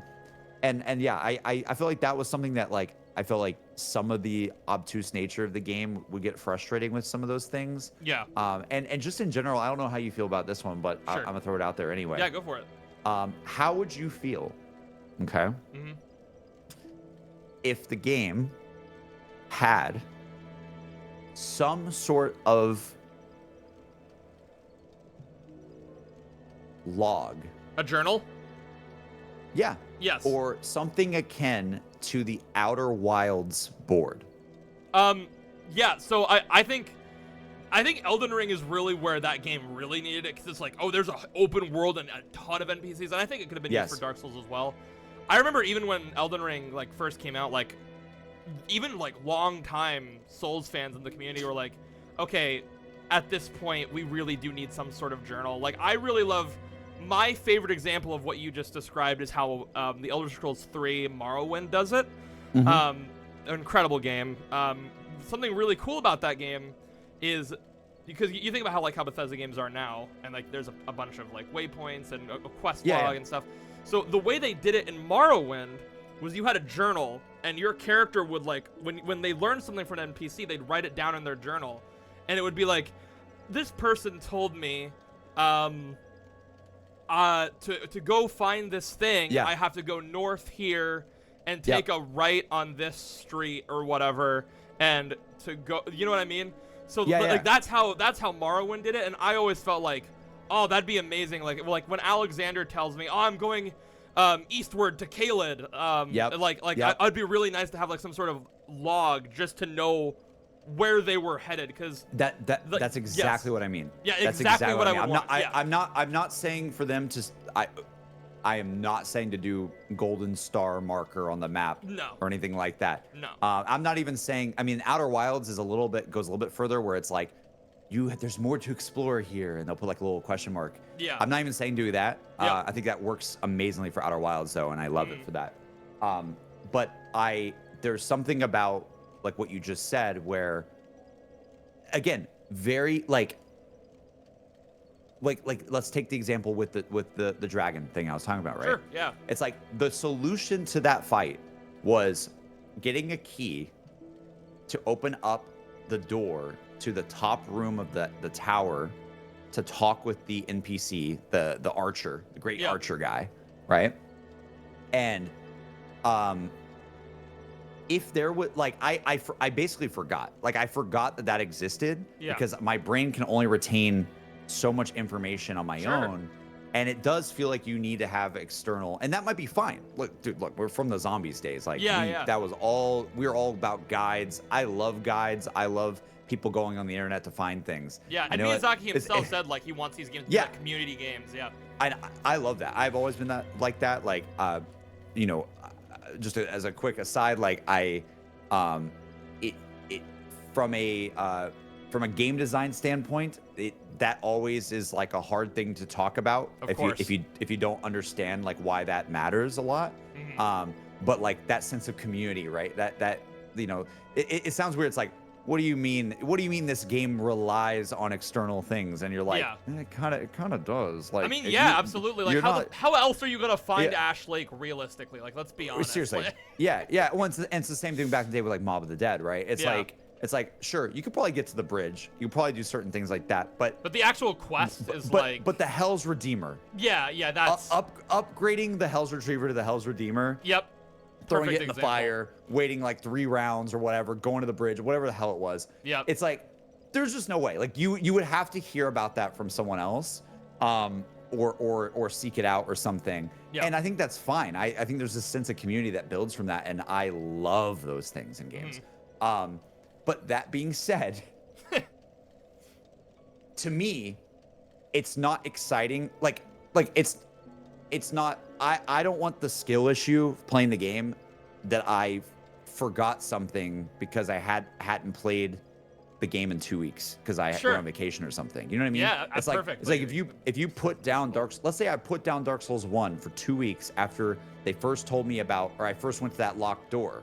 Yep. And I was like, oh yeah, there's a locked door at the tower up there. And I put the game down for a little bit, and I'm like, okay, you know, I got busy with life. Maybe I was getting married, you know, who knows? Yeah. And I come back and I'm like, want to play more Dark Souls 1. I completely forget that door's a thing up there. And it's like, man, like you said, it would just be so nice. Maybe not with everything, but like maybe even just NPCs, maybe just alone NPCs. Yes, exactly. If I had like some sort of like journal entry thing with a with a status of the last known thing from that NPC. Yeah. I almost like you know how in Final Fantasy 16 they do the almost like the Amazon X-ray vision thing where like you can pause the cutscenes at any time and just like read something about the character. The active time lore thing. Yeah. Right. Yeah. Yeah, it's literally one of the greatest features in a game in the last 5 years, in my opinion. Yeah, and really more cool. games need to do it. I'm not saying Dark Souls need to do that, where you stop it in real time. But just if you could press start, look at a menu, and go, "Where's Onion Man? When was the last time I saw Onion Man?" And now it says, "Onion Man said he was trapped," and you're like, "Oh shoot, maybe his daughter said he was going in this direction or whatever." Yeah. Yeah, exactly. And it actually, to be honest with you, it would encourage me to, like, I think mid-run, I would have probably, I probably would have been encouraged to go and seek those things out even more because just remembering those last things. And there's just probably so many things I forgot because we were playing the game. You know, I'm playing it in a streaming environment too, which is a whole other can of worms where I like when you guys help. I like when you guys help, but you also want it to be your own experience at the same time. Yeah. And my brain's not fully like 90%. My brain is not 100% focused on the game. It's like 60-40 or 70-30. So like I miss some key details sometimes because I'm just trying to be entertaining. And yeah, again, it's like a whole it's a whole can of worms. I'm not saying that every Souls game needs that or anything like that. Sure. I would love to see them try to do something like that. I am 1,000,000% in agreement. Like I don't think that's a I don't think that's a super. I think there are some purists in the community that would disagree, which I get. Sure. Like I 100% get. But I think especially for big games like Elden Ring, like that's like really needed. So you got me thinking because you started talking about like the Goth was the archer's name, I'm pretty sure. I started thinking about like the Goth example. If you were to do it in a way that's related to NPCs or like content like that in the game, I almost think of a way where like you find that locked door, because I remember you found that locked door and then you just kind of forgot about it. So maybe in your journal entry you were just like, oh, I like, since it's tied to an NPC, there would be something in your journal that just goes like, I found a locked door near where I fought above where I fought Artorias. I wonder what's inside, or just something like that. Some sort of like insight into like your player's thoughts, kind of like how Morrowind does it again. And then you find a key and you're like, oh, maybe, something like that. It might be like the way we're talking about it might be a bit too cheesy for Dark Souls, because the way like the inner voice might be like, they would have to really figure out how to make that work. Yes. I think if you were playing a set protagonist, because like because people have often thought about like, okay, well, what do the item descriptions actually mean? And like there's a lot of interpretations of like, oh, this is like the player's internal thoughts, or this is whatever. I think like if it was something like Sekiro, right, where you are a wolf, like you're playing as wolf, like I think then like an internal monologue type thing where like he's reading something or writing something down, like that could work. But with a created character, I think it's a little more like it's a little different in that way, I guess, if that makes sense. But I also think that it, again, maybe you don't do it with like locked doors, because that might be too much of a tip off. It might literally be just like, could I just have a place to remember the last spot I saw an NPC? Yes. Or like maybe just the NPCs alone. Like just would be helpful, because they are elements that literally teleport around in the world, and then you forget like where you last saw it, and it's like everything else in the game is very static. Yes. Except for the NPCs. So for the most part, it's like the NPCs are the thing that they're the chess pieces that kind of move around randomly sometimes. Yep. And when you've forgotten what the last interaction you have with them is, it's just like, wait, what's going on? Like, or where even are they? I don't know. And I don't want them to guide me to where they are. I don't even want them to, like, they don't have to do all that. I just want to remember. Yeah. Just so I can even while streaming, I can just be like, oh yeah, that NPC they said something about, blank. And to be honest with you, Satchel, we talked about before we even recorded this today, and neither of us have played it, but we definitely should check out Hell Is Us. Absolutely. Because I that seems like that is what they did, is they made it's a world that works like that. And there's journal entries that guide you without guiding you, but also help guide you. Like like there's things like that. It sounds that so up our alley, man. Like it does. Oh it does. God. And again, Outer Wilds is probably my best example that I can give. If anybody hasn't played that game, like, play it. But Outer Wilds does such a good job of go wherever you want, but also don't waste your time. Like the game is really good about like they're like if you have found all things on a planet related to the whole story that you're doing, the game will not be gold anymore, and it will be like, it'll show a new thread probably that says there's something over here. Now, granted, does that give away some of the mystique of the world a bit? Yes, because once you say that you've completed your thoughts in the journal for that location, then your brain goes, well, I guess there's nothing else to find on that planet. Yeah. And I guess it's kind of we'll like a never double-edged know. sword. Yeah. It's a double-edged sword for sure. That's why I'm saying don't go all the way that route. I think it works for Outer Wilds, because Outer Wilds has a different goal they're trying to do. But I wouldn't say for Dark Souls to go that route completely. Yeah. Because I do think some of the mysticism of the world and why it has such a community is because someone might literally say, bro, I'm telling you, this NPC appears over here. And you're like, what? No, he doesn't. You're like, no, he does. And and nothing in the game. Like it's only if you've seen it Yep. that you can talk about it, and show people a video on YouTube about that. And it's cool in its own way. I Yes. love it. I'm not even saying it's necessarily a bad thing. I guess to yeah, wrap it's this very, up, I it's just very much like it's very much like a personal thing and a double-edged sword, like we said. I think it comes down to this, right? It's like, Yep. for me personally, where I am in my life now, which is someone who I don't have a ton of time to play games like I used to. Of course.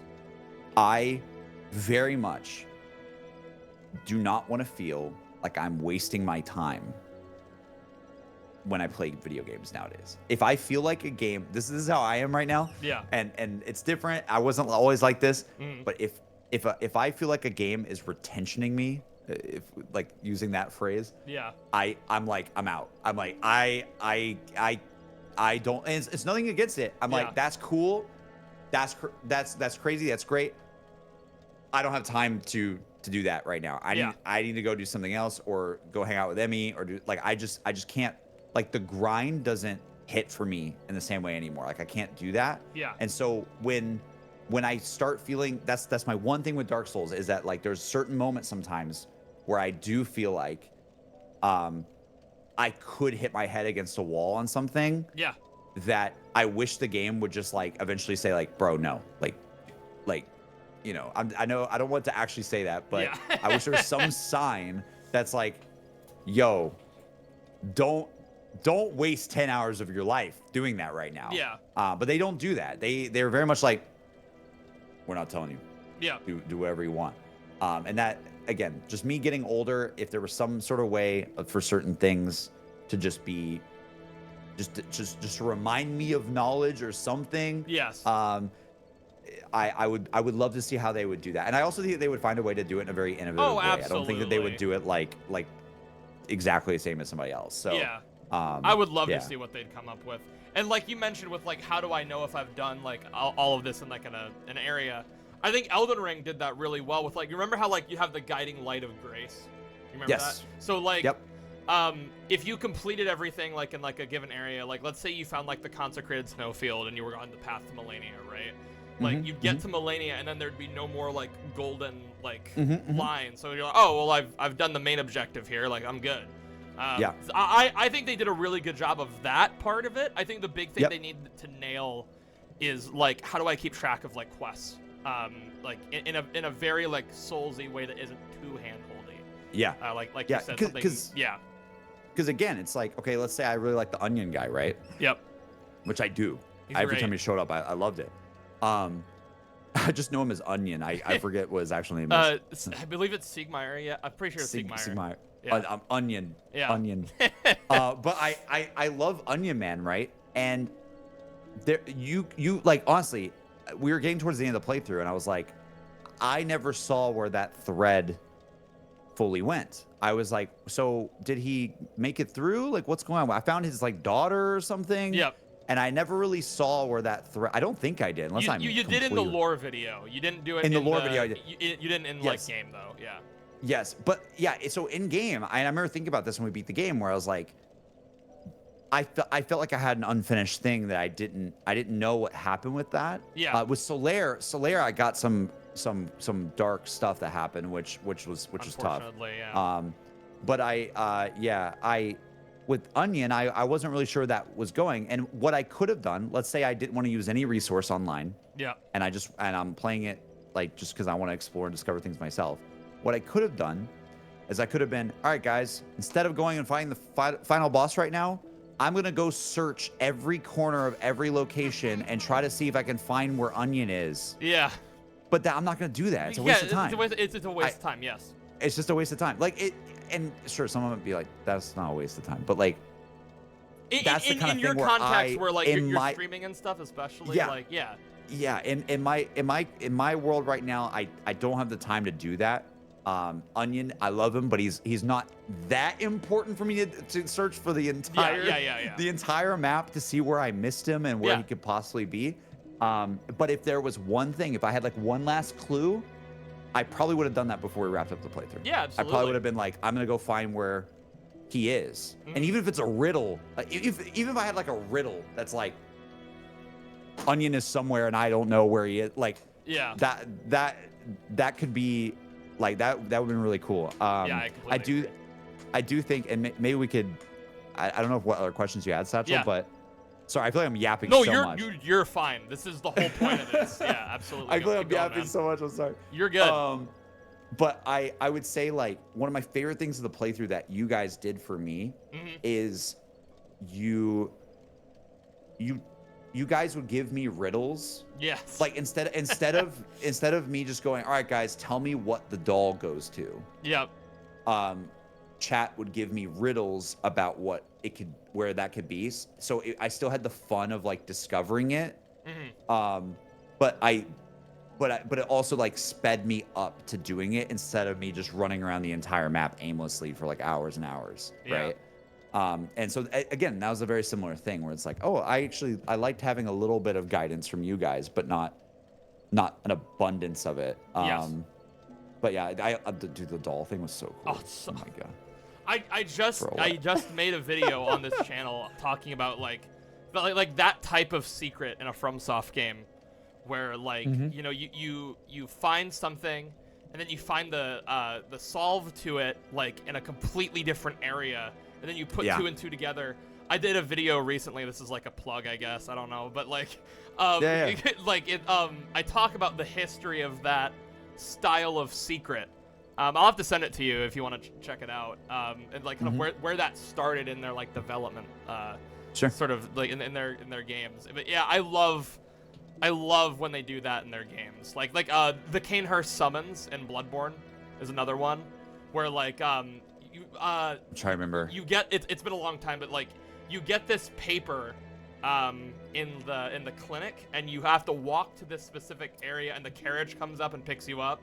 And then you get taken to this other, like, you get taken to Canehurst Castle, and you fight this, like, guy on the top of the thing. Yeah. They have stuff like that in a lot of their games that I just really, really love. I love when they do stuff like that. Dude. It's so cool. Like in Elden Ring, where, like, the path to Melania is locked behind 2 medallions that are in completely different areas. Yeah. And they don't hint where they are at all. And then you have to go back to somewhere and then go to the elevator and press left on the D-pad to switch the like action, and then you get to like I just love that so shit. Weird. It's so cool. It's weird, absolutely, but it's like the wonder of discovery that you get by like putting it together is just like it's otherworldly, man. I love it. Dude, totally. I think that like there is something about that was a very magical feeling where I start the game. I leave this area. I didn't even know you could go back to that area. Yep. And then I come back to it later, and it's like that first glowy item that was on the staircase that I couldn't grab. And I'm like, oh my God. They like intentionally from the moment they show you like a glowy item, they're like, you can't get this right now. And it's like the only way to get it is if you found a way to hop off the elevator in Firelink Shrine and like land on top of the roof and then go to the bird. And it's like, bro, what is this? Like, are you serious right now? And then you find the doll and you're like, oh my God. It's and so there's good, like an man. extra boss. There's like an extra boss that's there and like all this kind of stuff. Again, like probably 1% of players even did this. And it's not even tied to the main like, path of the game. Like it's not, you can completely skip it. You don't miss any like there's no main progression in there. And that's what makes it so cool. Like there's no Lord Soul in there. There's no nothing. Like you do it as like, if you find it, great. If not, like it doesn't like affect the actual overall journey. There's no secret ending locked to it or anything. Like it's I love it. I so love cool. those types of secrets. And you go to a whole like you know, world within the painting and everything, and you're like, dude, where am I at right now? And it's like I unlocked like a bonus level. Yep, exactly. And it is actually like really cool. It has a lot of depth to it, except for the damn the skeleton wheel things. All those things suck, man. Oh my God. Oh my God. And then someone told me I missed, there was something in that room. I was like, no way. Wait, actually, I'm still editing it. So like, I was cutting up that part like recently, and I was like, I wonder if there actually was something there. There's like a lever in that room that I missed. That's funny. There was a reason for it. I think it unlocks a door for you or something. That's so funny. And I was like, why does this exist here? There's like nothing down here. Yep. Like, why'd they just put this here? Yeah. But yeah, dude, the doll thing was one of my favorite moments of the whole thing. Yeah. And again, I definitely needed chat's help for it. I was like, Mhm. I don't know where to take this thing. And then Yeah. we did the riddle thing, and the riddle thing was kind of fun. Would you say that that's Enjoyed like that. probably your favorite moment in the game, like the finding the secret to that, or? Oh my god, favorite moment of the whole game? Yeah. I know what That was mine pretty is. cool. Absolutely.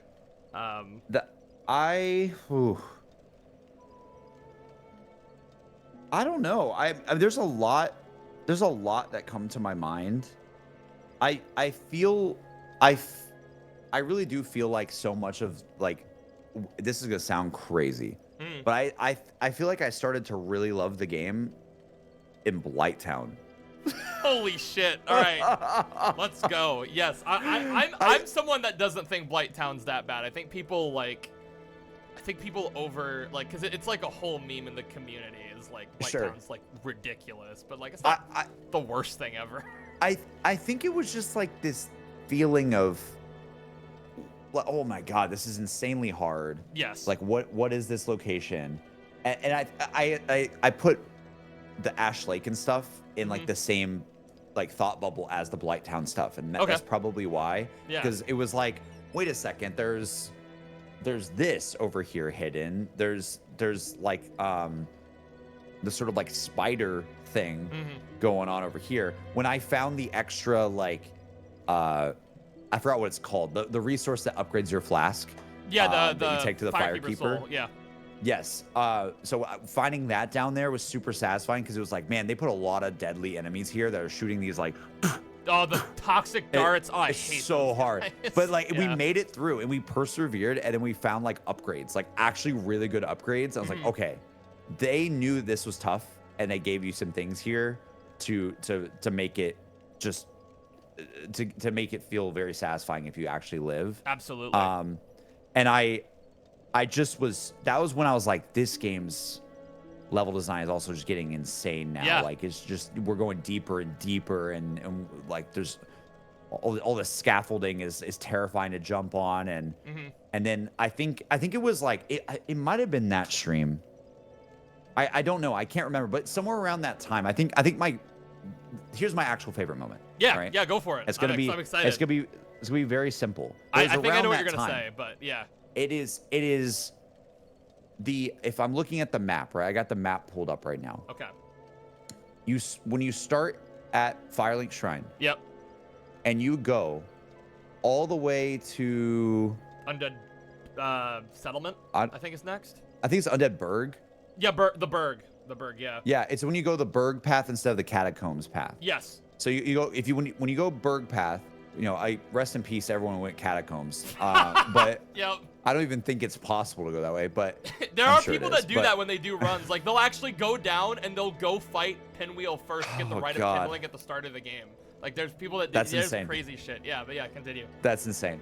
But anyway, I think the moment where I realized this game is like epic, when I went the Undead Berg route. Yeah. I think like all of that connected to like the depths and everything eventually, and like how that like cycled in.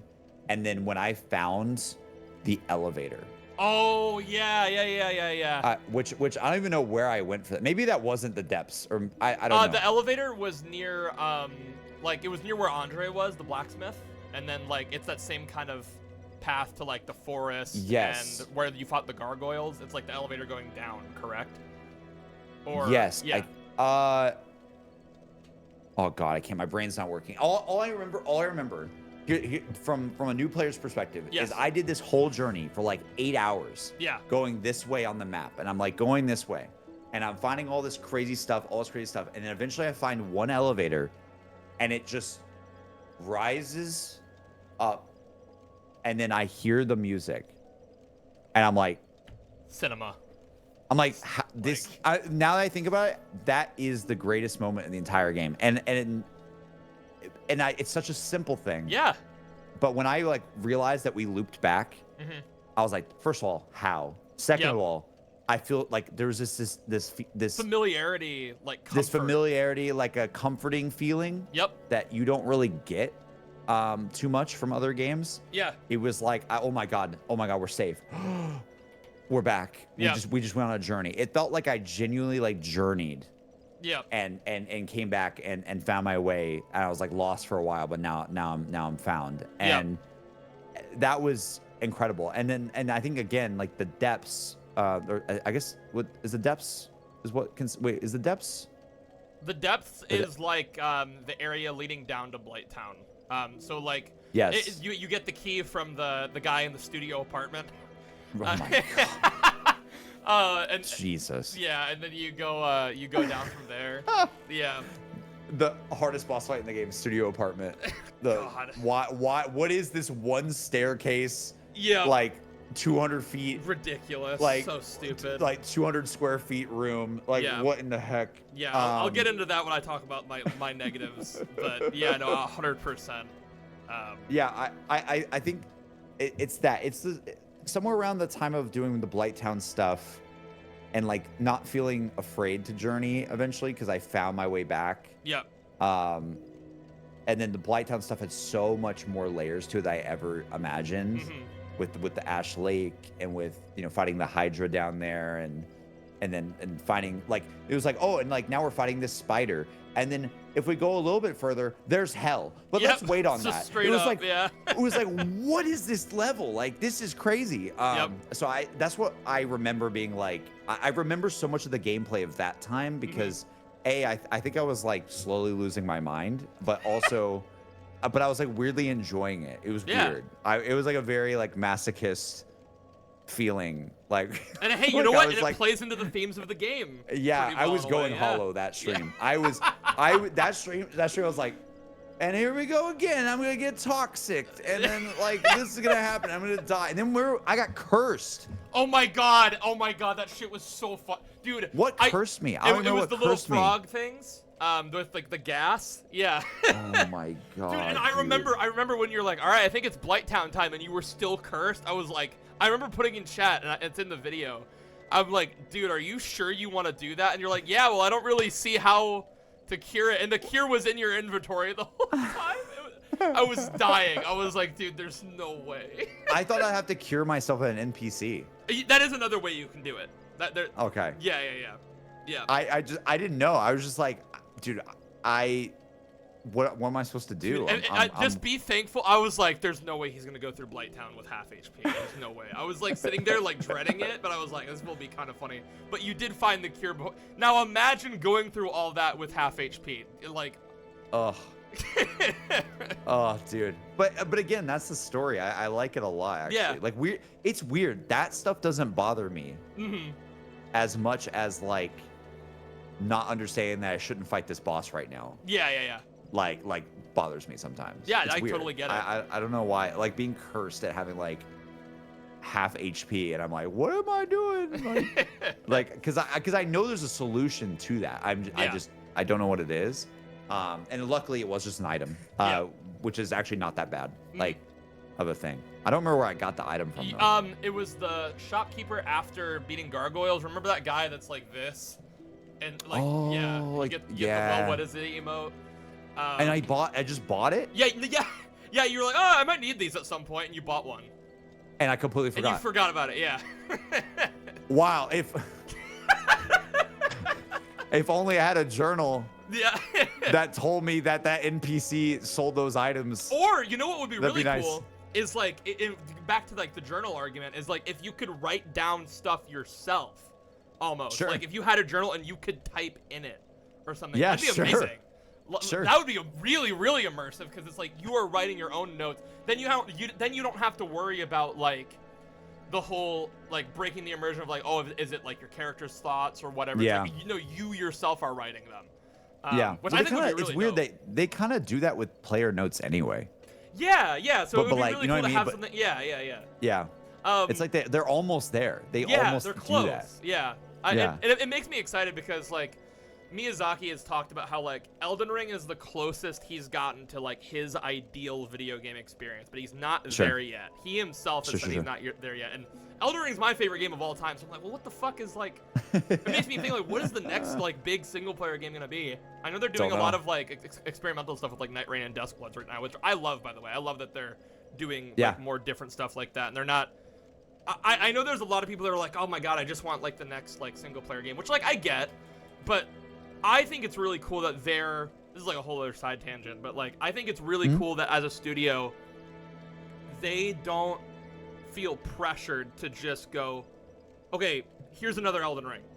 Right. They're like, no, let's do some like more like experiments and stuff. Like, I just really love that stuff. But But yeah, in terms of my favorite moment in Dark Souls 1, I think my number one favorite moment is probably like you go through all this shit at the start of the game. Like all these grungy, just awful looking areas with like, you know, toxic guys and poison swamps and dogs that put bleed on you. Oh my god. Like all sorts of crazy shit. And then you beat the Iron Golem and you fly over the wall to Anor Londo. True. And that music cues up and you're like, holy shit. Like that is my favorite. That's the moment that sticks with me the most, is like that feeling when you ascend up to the land of the gods, like Gwyn's kingdom. And you feel that grandiosity and like sort of larger than life feeling. Yep. It's just it's incredible, man. That's what I think. You're so right. All the time.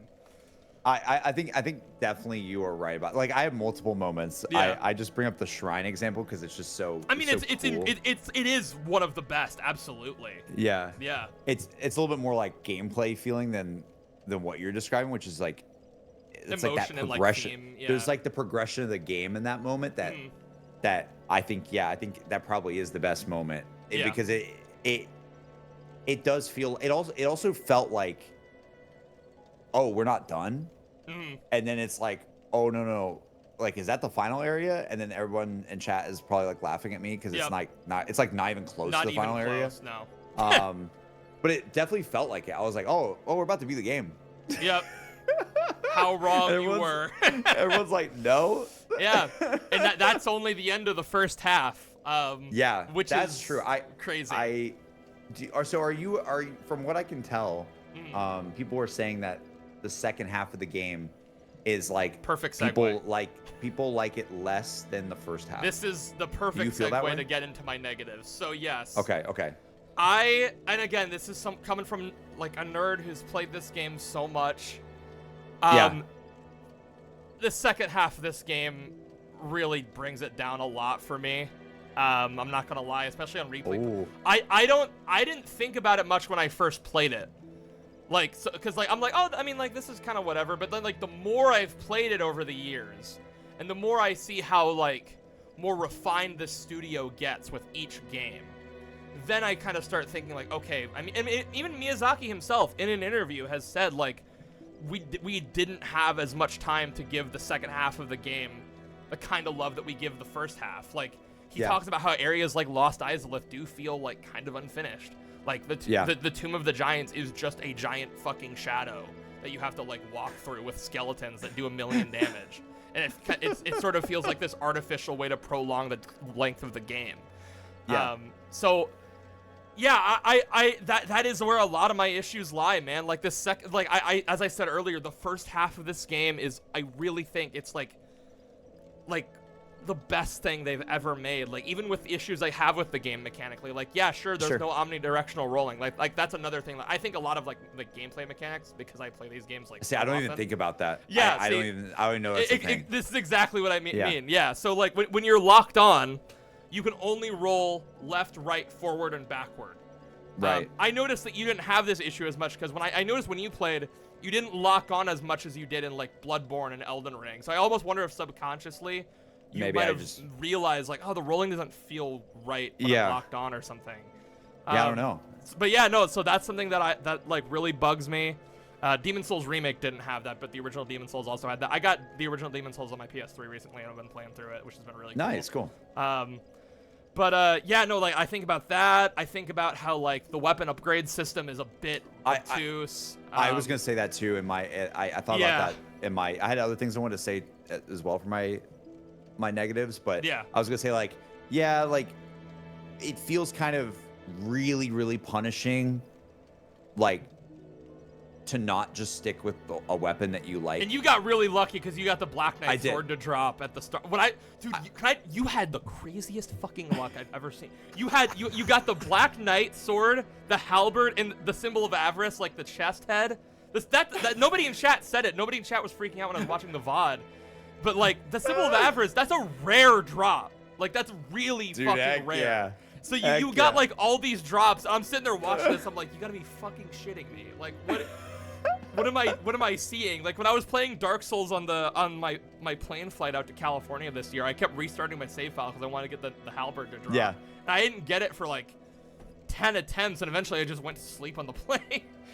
Dude, I don't know what happened. I got like some streamer luck or something. Yeah, I guess, man. But again, it's like you find that, and it's like, you know, I actually I tried. And I really hope people appreciate this at the end of playthroughs. I tried to use some different things at the end. Yep, like the tracer and the scythe. They were still really good though. Oh but, yeah. The scythe was insanely good. I loved it. I wish I played with it more. But yeah. But I guess what I'm saying is like it's very. There's another game that does this, and I forget. I'm trying to think of. I'm trying to think of like what other game I'm thinking of right now. Oh god, I don't know. But anyways, it's like because you're spending so many resources on the weapon, like on this weapon, and there's so many different types of resources too. There's so many different types. You're not even quite sure where you even find the resources. I still don't really know. I just had them. I'm sure I got them from the bugs a couple times, and things like that. But it kind of promotes weirdly like lock into the thing that you are using. Yep. And it doesn't encourage experimentation as much. It doesn't. And Elden Ring is kind of like this too, to be honest. Oh. Okay, I'm curious to see what you say here. Okay, because I will probably fervently disagree with this, but continue. Because, well, dude, especially after playing like Expedition 33, okay? Like, it's like with Elden Ring, right? Sure. Being just switching your stats, dude. Okay. Is like an entire like it's like what's an Elden Ring, you have to like fight the lady who has the egg. And then and then you find like a I almost called it a lunar tier. A lunar. Yeah. What is it? It's like I don't know. But what you know what I mean? Like the item that you need to use to respec. Yeah. Yeah. It just feels like I don't know if I need it to be that complicated to respec. Like I don't know if I love that. I would much rather the game just goes, hey, can I just sacrifice all my stuff at the fire or whatever? Yeah, maybe there's something in the round table. Okay, I can understand that. Yeah. Like I don't. I thought you were gonna say something completely different. Okay. No. That I can kind of get. I'm just saying like that seems to be a thing that happens a lot of these games where I am too afraid to switch up what I am doing. Sure. I am, however many hours in, I have the Black Knight sword. It's still popping. Yep. It's still doing well. I am not really going to experiment with any of these other weapons, especially because the game is so hard. Yeah. That I'm just going to stay locked into it because it's still working, and I've been upgrading that. Sure. And it's, I would imagine, this is my guess, I would imagine most players are that way too when they play this game, is they find the one weapon. Yes. Yeah, they find the one weapon that they really like and that might be pretty good or something, whatever it is, and they probably just stick with it for most of the game and just keep upgrading it. And Elden Ring, I was kind of like that too. Like I was very nervous, and Elden Ring gives you so many things too. That's the thing where this is why I have that same opinion with Elden Ring, where it's like they give you so much, and you're like, hey, that's great.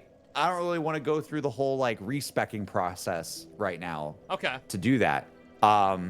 That's a cool weapon, but hey, my blood build's doing pretty good with the katana or whatever I'm using. You have like, the twin blades. Yeah. It's like I don't know if I want to respec. I don't know if I want to go through all that. And plus they make it like kind of obtuse to respec compared to like what you like. Again, you go I go play Expedition 33.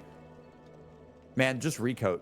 Yes, I It's agree with just that simple. Yes. I just go and recoat at the thing, and I can try something new. Sweet. Yes. Like the game is still challenging. It's still hard. There's it doesn't, to me, that doesn't hurt anything about the game. That is just, that allows me to try more things. And especially again with my limited time, that I feel like the grind of like speccing into another weapon is really hard to do. It feels like I need to find the weapon that I like and I stick with it. And I've done that with every Souls game that I've played. Yep. I remember the same thing in Elden Bloodborne. Ring was a little different. You switched it up a couple different times. Sure, but that might just be because of that. Also, the game is so long. I was probably more likely to. Yeah. Yeah. But every I think for the most part, my playthrough looks pretty, like weapon wise, it looks pretty straightforward each time. Yeah. That I've played them, if I remember correctly. Yeah, because I think in Demon Souls, because it was your first Souls game, you tried a bunch of different stuff. Maybe, yeah. Sekiro, obviously you only have the one katana. Obviously, that's like a completely different game. Bloodborne, you use the saw cleaver through the whole thing, and then I remember in Elden Ring you use katanas at the start, and then you switch to Moonveil, and then you switch to the Bleed Twin Blades. At the end. That is cool. That is cool that I switched that up a little bit. Yeah. I guess, yeah, maybe that's what I mean is like, I don't even mind using one weapon the whole time either, by the way. It's more just like, if we're talking about that system, like the weapon upgrade system, it just, like you said, it just feels a little bit, in Dark Souls 1 especially, a little obtuse. There's these crazy upgraded weapons that I wouldn't have even known existed if you guys didn't tell me. Yeah, because it's like, oh, you have to upgrade a weapon of this type to like a certain point, and then it's like the amount of upgrade material. This is where like I struggle to replay Dark Souls 1 compared to the other games, because in the other games it's like, well, let's use Dark Souls 1 for example first. So it's like, okay, you have the Titanite shards, and then you have the green Titanite and blue Titanite and red Titanite and dragon scales and fucking twinkling Titanite. It's like, whoa, and then when you level up a weapon to a certain point, if you have the boss soul, it's like, okay, relax. Like Elden Ring does it the best in my opinion, where it's like, okay, you have the regular smithing stone shards and the somber smithing stone shards. The regular ones upgrade regular weapons up to 25, and then the somber ones go up to plus 10. That's it. If you want a boss weapon, you take the soul to the lady in the round table, you get it, boom. That is better. It's so simple. I agree. And that's also like, and that's also kind of why I disagreed a little bit, because like I think also in the way that Elden Ring does it with like the infusion system, where like, you know, let's say you are doing a strength build and then you pick up like a katana, and you can change the infusion on that katana to scale more with strength, so you can that's fair. Use more stuff like that. But I will say, I do agree. I think the way they handled respecs could have been done better, because like, not only is it a thing where like, okay, you have to beat this boss first to unlock it, it's also the material to respec is limited. So like you can't just buy an infinite amount of the respec item. Like there's a certain amount of things in the world that drop it, and once they're done, they're gone. You have to go into New Game Plus to reset all the drops, and I don't like that. Like, especially in a game as big as Elden Ring, like there should just be a thing where like, you know, and that's another thing as well, where like I feel like I would love to see some form of like being able to respec your weapon almost. So like, you know, you put all these stones into a weapon. And it's like, oh, maybe you get like a portion of them back, like you can like or something like that. I remember somebody mentioned that before. I think it might have been like a Nakey Jakey video or something where he said that. But I would love something like that as well. I think I know what you're talking about. Was his like, it was probably like an Elden Ring video or something? I think it was his Elden Ring video, yeah. Yeah, I would love if there was some, what do you call it? Like some sort of, like it's just that's the thing, right? It's like a system that is like, respecking is not like, it's not like a, pardon my French, it's like not like a sexy system. It's like it's like not that exciting to respec Sure. ever in a game. It's kind of just like something that, oh, okay, I kind of want to do this sometimes to kind of like switch my build up. Yeah. But it's not. It's something that like it doesn't. There's not like a crazy discovery factor to respecing or anything like that. It's like just it's just a quality of life system that feels like it should just be.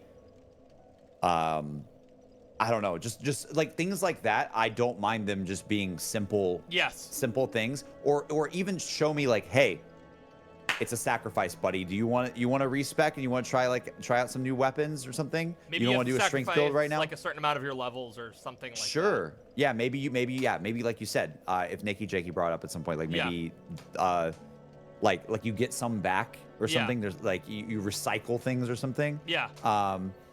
That would be cool.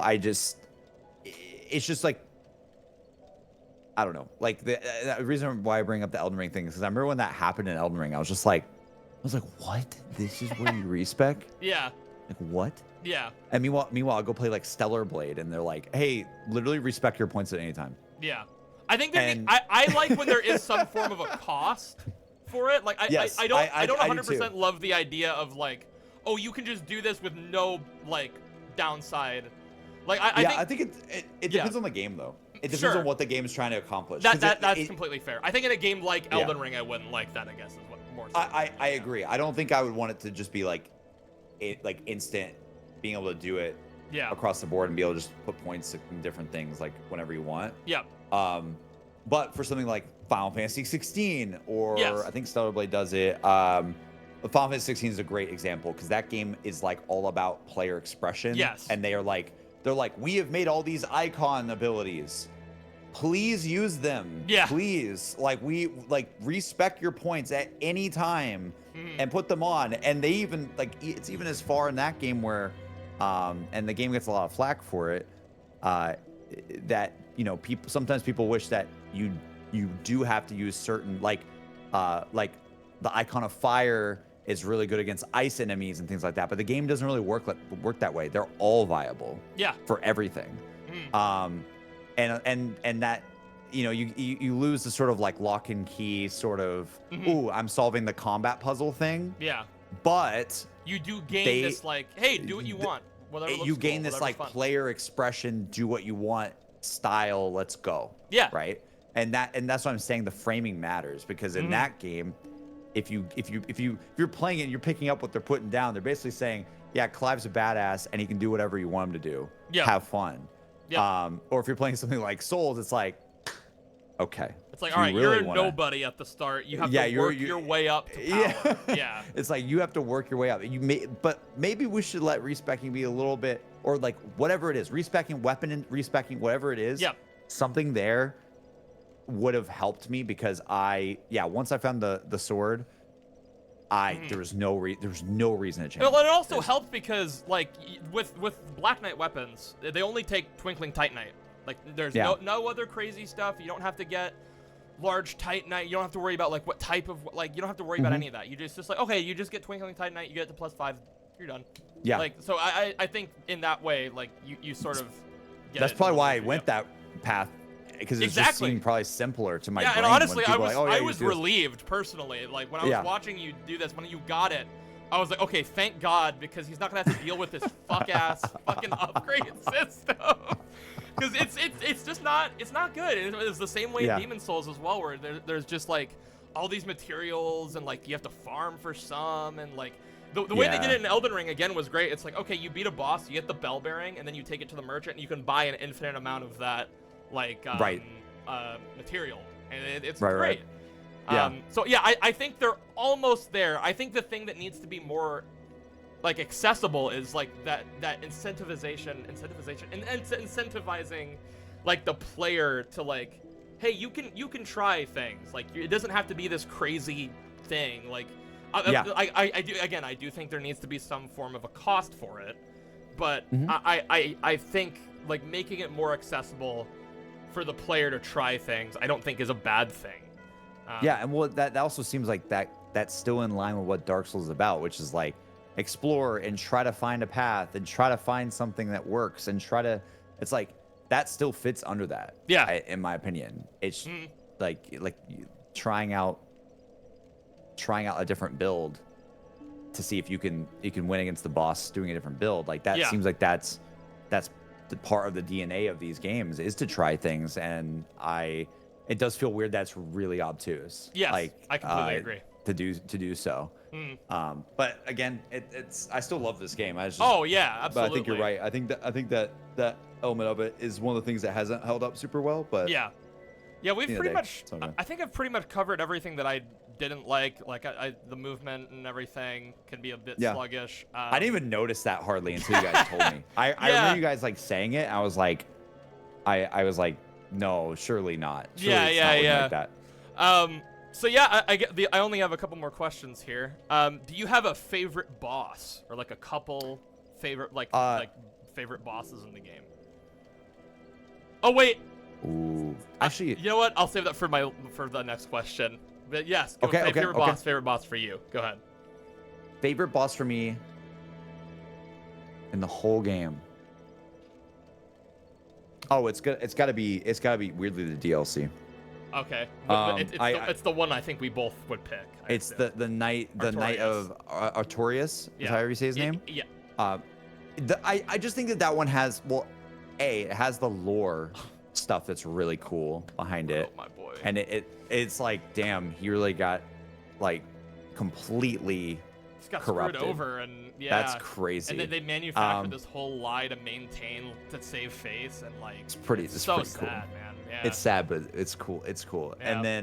And I just like his moveset a lot. It felt more modern. Yeah, it was just like like I'm gonna do this boom boom. I was like dodging. I was like, oh my god. Yes, dude. He is the blueprint for what would become so many iconic like one-on-one, vaguely on the same like playing field fights that would go on to be in, the games. Like he is that blueprint of like. He's like the Lady Maria. Yeah, Lady Maria type or exactly. Like even like Melania to an extent. Yeah. Or like Morgott. Like I want to say DS3 and DS2 bosses, but I can't right now. But yeah. I would say that I've always been someone who I much prefer fighting. In a game like this, I much prefer fighting the 1v1 like rival type fights than the like me versus giant dragon. No offense to the dragon stuff, but you're gonna like Dark Souls 2 then, because there's a lot of that type of fight. I'll tell you. There's a lot of like one-on-one like fights. There are some things that are some fights that are questionable, but you'll see that when you play it. But I would agree 100%. Artorias easily is the best boss in that game. I don't even think it's close. Ornstein and Smo is really great, I would say. Wait, sorry, say again? Ornstein and Smo, the two. I was about to say that. I think they're really awesome. I love them a lot. But like Artorias, I think has aged like wine. Like even in the slower sort of mechanical limitations of Dark Souls 1, I think he still shines very well. Yeah. I think you're right. I was gonna say the duo fight as well in the base game. I thought that was.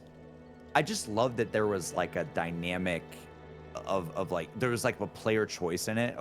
Like if you kill go one, for this one? Yeah, and if you kill one, the phase 2 is different. Yeah, like you get a different phase 2 depending on who you kill. Yep, so cool. And I actually won the fight like switching up who I fought. Yep.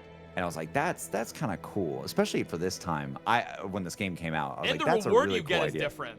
So like if you kill like Super Smo, you get Smo's soul. Or if you get Super Ornstein, you get Ornstein's soul, and you can use it. Yeah, it's so sick, man.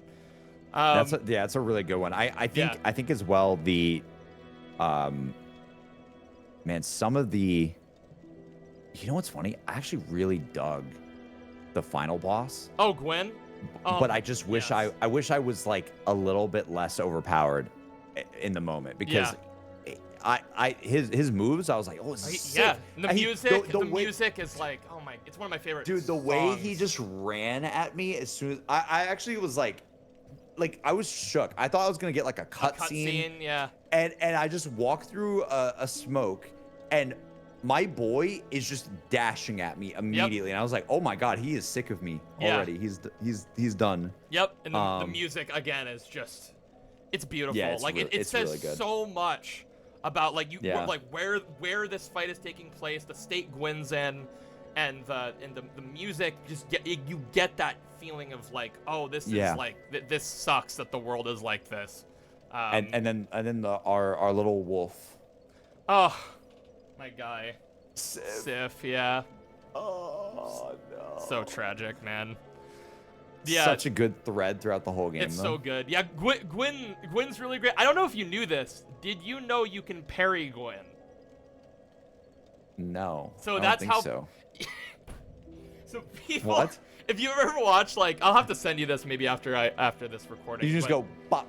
Yeah, like you can parry his attacks and you can kill him. Like I have a recording of me killing him in like 3 parries. Like oh my you god. just parry him. I had the Hornet Ring on and like a really strong weapon. I just parry, bam. The Hornet Ring increases like your critical hit damage. So like parry, bam, parry, bam, parry, bam. He's dead. So like that's kind of cool. He's like the Black Knights, but just like larger. And he trained. And I don't know if he trained the Black Knights, but the Black Knights belong to Gwyn. So yeah. Yeah. That is kind of cool. Yeah. Thematically makes sense. Yeah, it's great.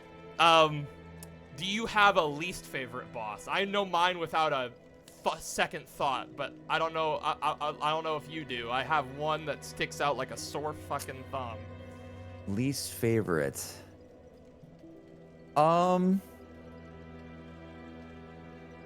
Dude, I'm really trying to think. I mean, I know definitely if you count the dragon on the bridge, I wouldn't count that personally. All right. That was definitely my least favorite thing to fight in the game. Sure. I mean, dude, the the one that sticks out, I can't think of too many that like even though Four Kings, I raged at the Four Kings. I still think it was cool though. It's alright. I think the one where you're fighting the skeletons at the same time. Oh my god, dude. What was that? Oh, Nito?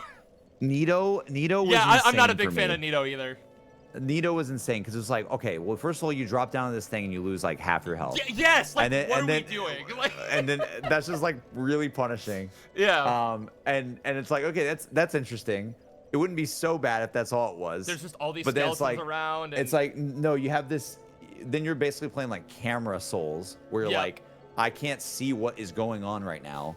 This guy is like sniping me from across the room. Yeah, he's got that move that can like seek to you and knock you like a million feet in the air. And then there's these skeletons that keep coming back, and I'm like, are you serious right now? It's so ass. Yeah.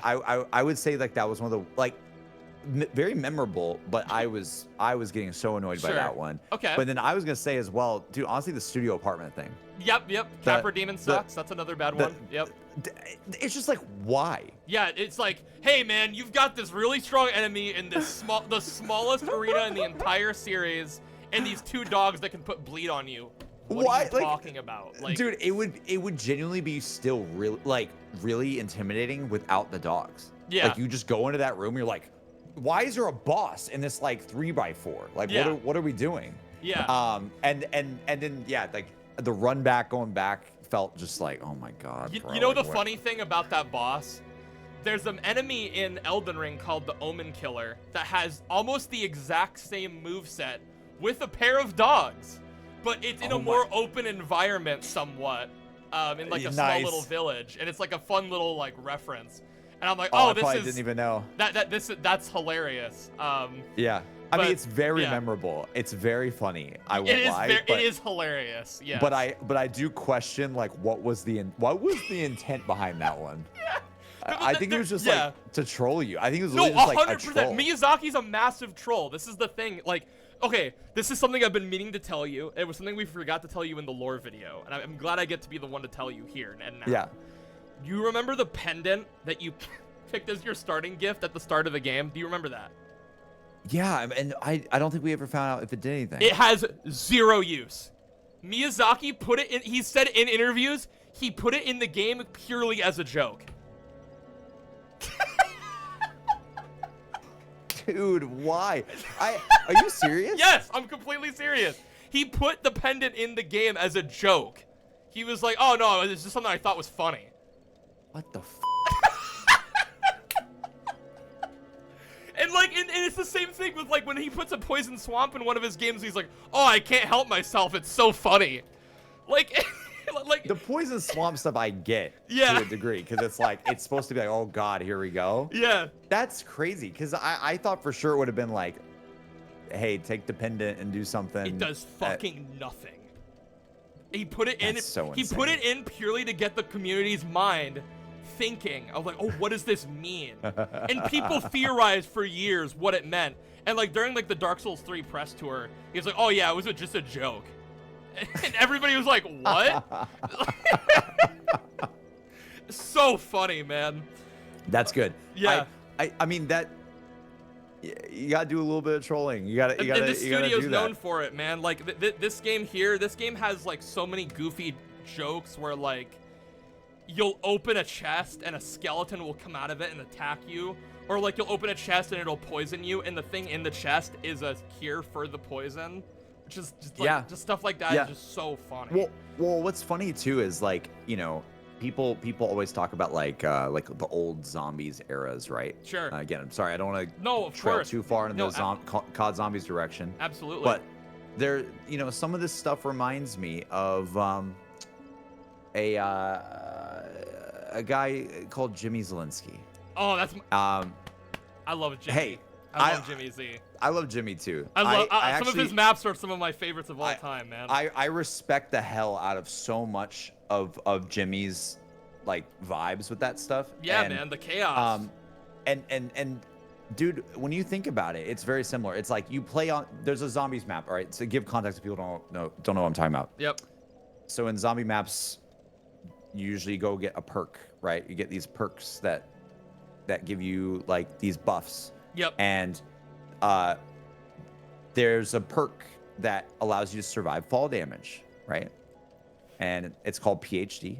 Yep. And PhD flopper. PhD flopper. You put it on. You can fall from any height and survive fall damage. Very, very good. Very, very good perk. Yep. They introduced that perk, and then it's like a map comes out, and the map is called Die Rise, and it's like a map where you're on skyscrapers, and you fall down a lot. Yep. Like a lot. Yes. To the point where it's honestly, like, we say Souls games are hard. Like, think about like the fact you're 2 hours into a zombies match and you fall off a building and just instantly die, and then that's it. You got a game over. Yep. Go back and get all your stuff again. On that map, I already know what you're gonna say. PhD, the perk that we're talking about, is on the map, but it's completely inaccessible. You cannot get to it. It's just to fuck with you. It's just like they removed the one perk that would be the best perk for the map. They removed it. They removed it from the pool of perks, and in fact, you can see it when you fall down an elevator. In the spawn, you can go down this elevator shaft. Yep. And as you're falling down the elevator, there's a split second. If you look with your eyes very quickly, you'll see PhD down like a hallway, and then it just quickly goes past it, and you're like, wait, it's there. Yeah. Surely there's a way to get it. There's gotta be. And there's no way to get it. Yep.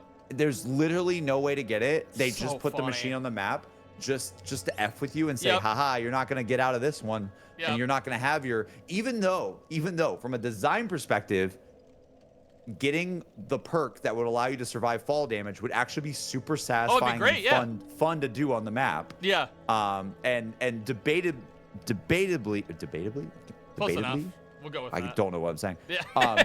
It arguably, the map would have been better for it. Oh, absolutely. No, it would have been. It objectively would have. I don't believe in objectivity in art, but like it objectively would have been better with PhD.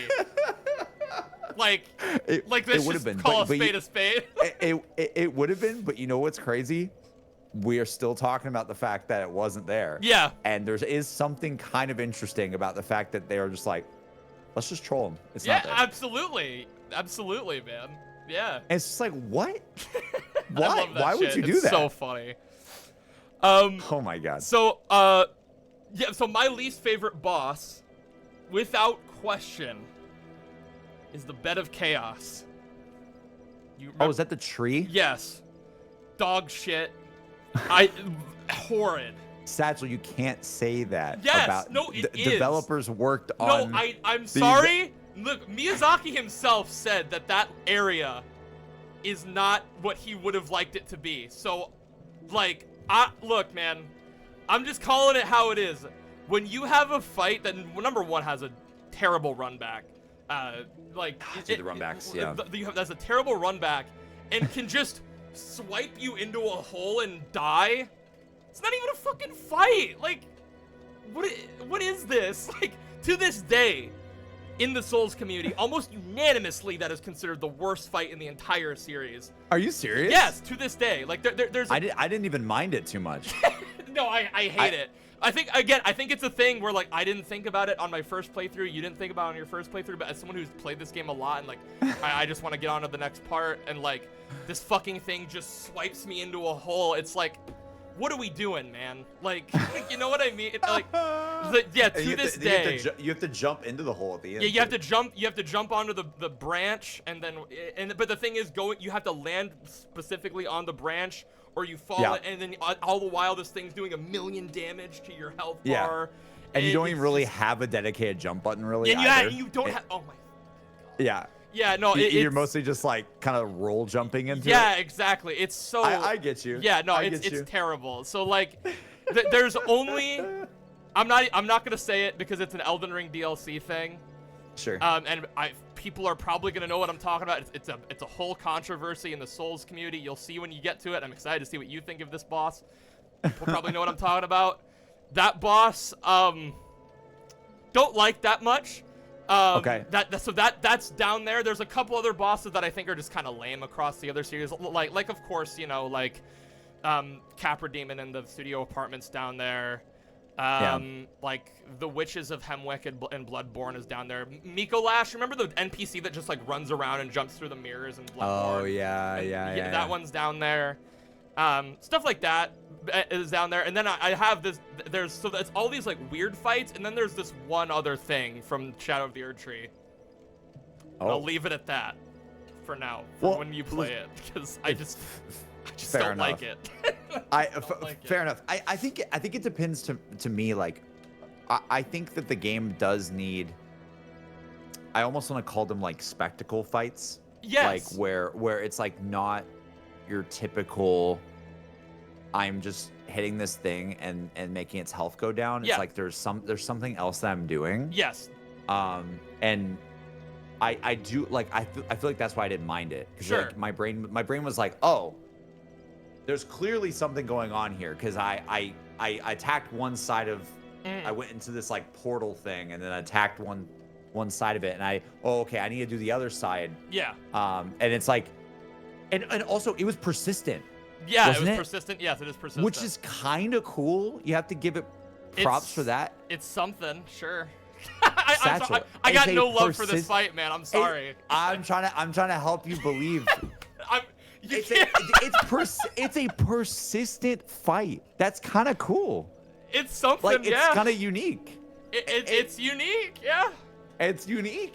Sure. But look, you go to the one side and you die. You go to the other side and you die. And you have to jump. You talk about a waste of time. That's a waste of time. That is kind of a waste of time.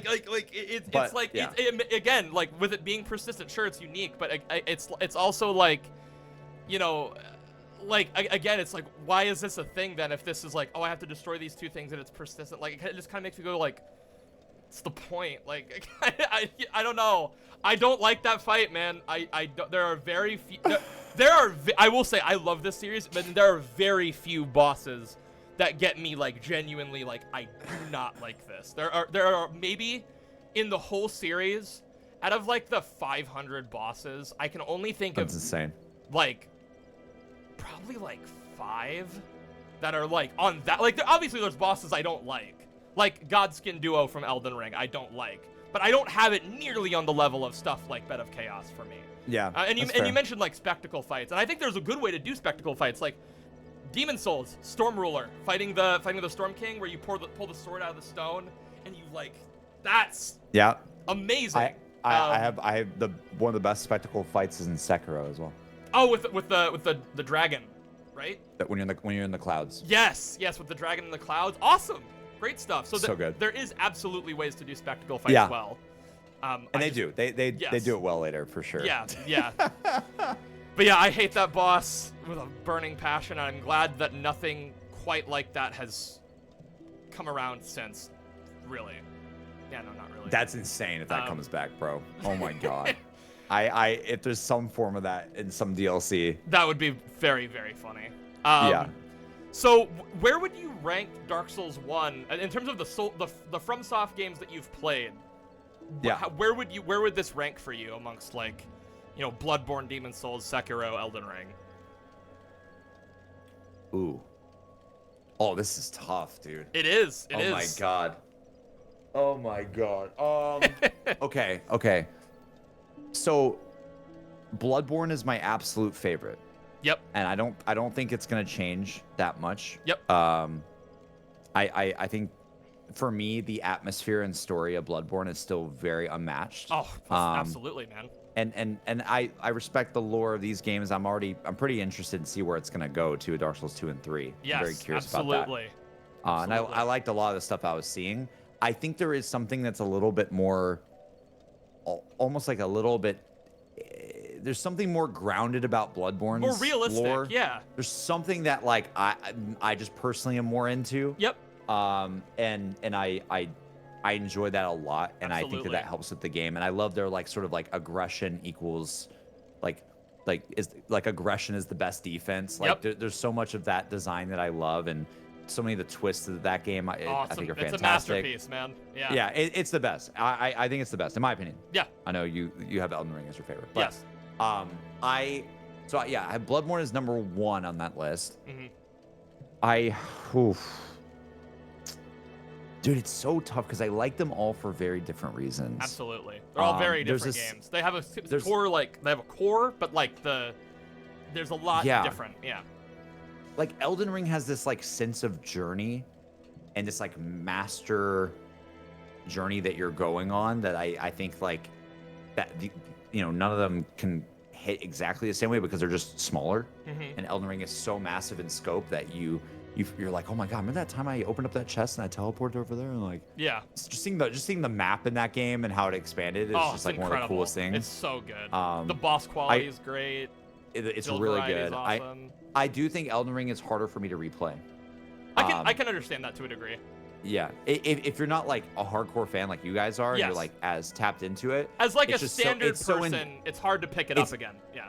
It's very intimidating to be like, I'm gonna replay this 100-hour video game. Sure, like, that's just absolutely. always gonna be very intimidating for me. Yeah. Bloodborne's way more, weirdly more accessible for me to be like, I'm gonna go run through that. Yeah, because you can get through that game once you know what you're doing. You can get through in like 10 hours. Totally. Yeah. So I would say like, okay, so again, I'm still dodging the question, but I think Bloodborne's my favorite. Mm-hmm.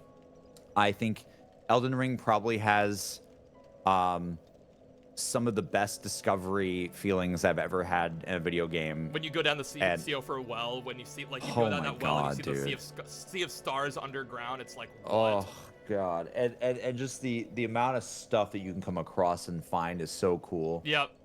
So I love Elden Ring to death. Yep. This is gonna, you might think this is crazy. No, I think I know what you're gonna say, and I'm gonna go ahead. I think Sekiro has the best gameplay out of any of their games. Yeah, I think it's close between that and Bloodborne for me. Yeah, I think it's very close. So the way I am with Sekiro is I think the gameplay is my absolute favorite. Mm-hmm. And again, I'm not someone I like sticking to one thing a lot with weapons, as we talked about before. Mm-hmm. And so I don't mind that you don't Sekiro mind that is it's just like the one katana. Yeah. No, I actually love it. Sure. I love that it's just like get good with parrying, bro. It's Yeah. like, oh, okay, cool. I'm down. That Sekiro to me has my favorite gameplay out of all the Souls games. Mm-hmm. I guess you consider it a Souls game still, right? Or no? Well, Technically to be but- fair, I said FromSoft games, so we don't have to consider it like. Cool, I cool. do consider Sekiro like it's completely like own thing. Like I don't call it a Soulsborne title. That's why I try to use the term like FromSoft. Got you. in But general, out of the FromSoft catalog that we all kind of know, like I would say, I would say Sekiro is my favorite gameplay. Mm-hmm. But I wish I loved the world better. Yeah. I like that. Like if its gameplay is here, the world I'm like not as interested in. And I don't know why. I'm not sure. Yeah. But I like That's what I've always told you. I'm like, bro, if we could have a Bloodborne with Sekiro gameplay, And Elden Ring's like level of discovery, yeah. sure, yeah, like all of that peak, And like a more interconnected world like Dark Souls 1, like a yeah, like, and yeah.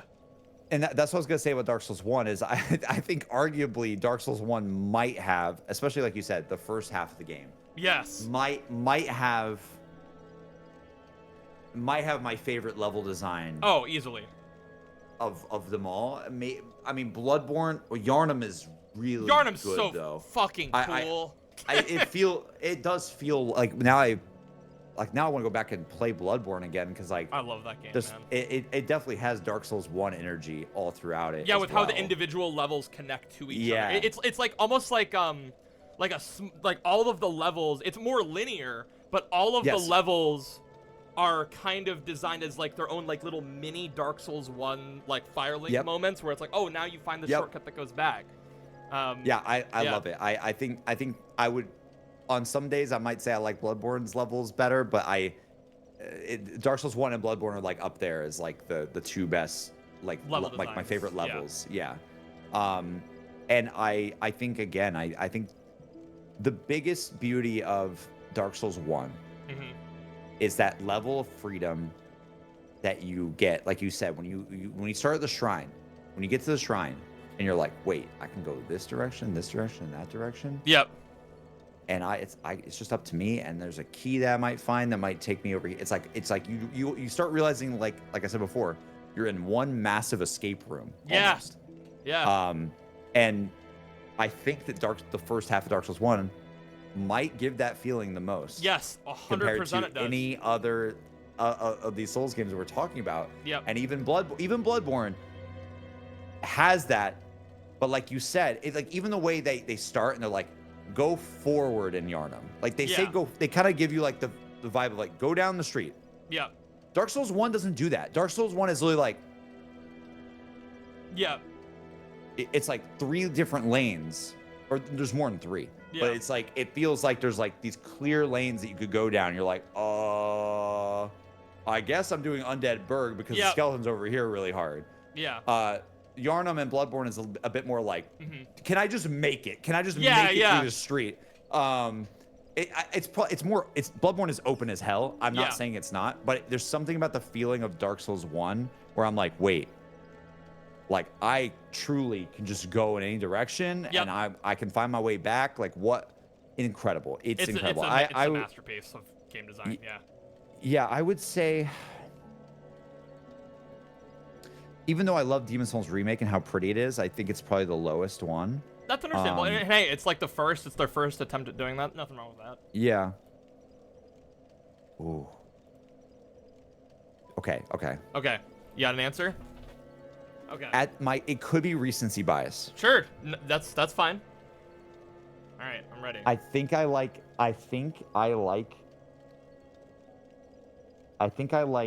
Bloodborne. I'm gonna say my order. Okay. Bloodborne, Sekiro. Yep. If we want to throw a Sekiro in there. Yeah. Yep. That's totally fine. Yep. Dark Souls 1, Yep. Elden Ring, And then Demon Souls. and Demon's Souls. I respect that 100%. I know Elden Ring is a masterpiece. It is, and to be fair, We're comparing masterpieces, yes, guys. and to be fair, like, and JC has said this when he's played all of these games, like outside of Demon Souls, he's given all these games like 10s. Like I remember, Yeah, like pretty like, much. like these are all like the only thing that brought Demon Souls down to a 9 was like the one swamp area that was just really annoying. I remember. But like it's just it really is just like what you prefer. So, Yes, yeah, these and- are all and I- great, fucking phenomenal games. I also don't think that, like, even if I didn't I almost don't even like giving a game a 10 or whatever nowadays Yeah. because I'm Now on the that dev you are side, so I'm like a just dev and stuff. yeah, I just like giving like my thoughts on them, but I feel like they're all, from what I've played, I've loved every single one of these games to death. Absolutely, man. And I, it's the thing we joke around about all the time on stream because you guys are so good at recommending, like when you have a chat, it's like recommending games to play. Yep. The chances are they're pretty good. Yeah. And every time I keep feeling like we load up a game, it's like, all right, guys, this is the new playthrough, and it's like peak. Yeah, And, like you and I'm went like, from guys, P5R to Rebirth to this, and it's like, yeah, what? it's like I'm playing like all these games that have so many like masterful qualities to them. Yep. And it just blows my mind because every time I'm like, guys, I can't just keep updating a top 10 list with my most recent game. Like this sounds Yeah. like I am a fake gamer who's just like You're just playing saying good shit, everything. man. It's like it's just like I'm a hype man that's like, oh yeah, Sonic Frontiers is a masterpiece or whatever. Sonic Frontiers is not a masterpiece, but Yeah. it's pretty freaking awesome though. Yeah, especially for Sonic fans, man. Yeah. Yeah, exactly. Yeah. But it feels like that where I'm like, bro, oh shoot. I'm playing Dark Souls 1 right now, and it might have my favorite level design like ever? Yep. Question mark? It's Especially awesome, like you man. said in the first half. You know, like Yeah. definitely not gonna forget that one. And Yep. I think I do like it more than Elden Ring because I think Sure. if you told me which one am I more likely to go and revisit, Mhm.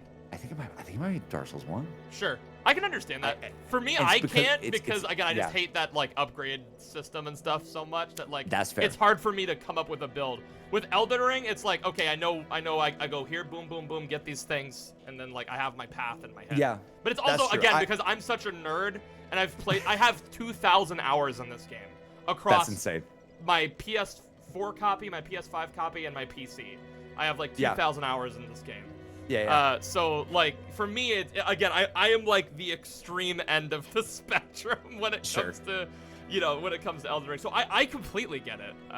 Yeah, where you're coming it's from, just absolutely. weirdly, it's like Elden Ring is more accessible to play and has a lot of quality of life things now. Mhm. But weirdly, Dark Souls is more there's something about it that's more approachable in my head to replay because I think Yeah. it's just shorter. I think it's just something with the length. I think it's just more linear or something. Wouldn't that be interesting if there was a game that was kind of like that middle ground, where like you have the length and sort of like the sort of more succinct level design of something like Bloodborne, but with the more accessibility of like Elden Ring or something? That'd be really cool, huh? Is this a Elden Ring Night Rain plug? No, it is not Night Rain, I'll tell you that. Oh, is it a Shadow of the Erd Tree? No, it's not Shadow of the Erd Tree either. Although, actually, you could argue Shadow of the Erd Tree. Shadow of the Erd... Oh, man, I'll save my thoughts for that for another time. 'Cause Yeah. Shadow of the Erd Tree is a fucking incredible Wait, then what are you mini referencing? game. You want to know? Yeah. Dark Souls 3. Oh. I like forgot there was 2 more games, bro.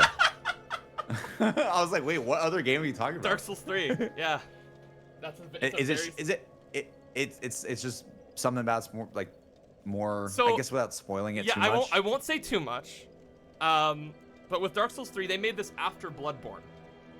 So Dude, that's weird. So, yeah. That's like Naughty Dog making like Uncharted 4 after Last of Us 1. Yeah. Where it's like, wait, really? Yeah. That really is the timeline? Wait. Yep. So they made Dark Souls 3 after But Bloodborne. they did. Wait, they did, right? Yeah, yes, they did make Uncharted 4, and then Last of Us 2 came after. Yes. Okay, yeah. sorry. So, but yeah, Dark Souls 3 was made after Bloodborne.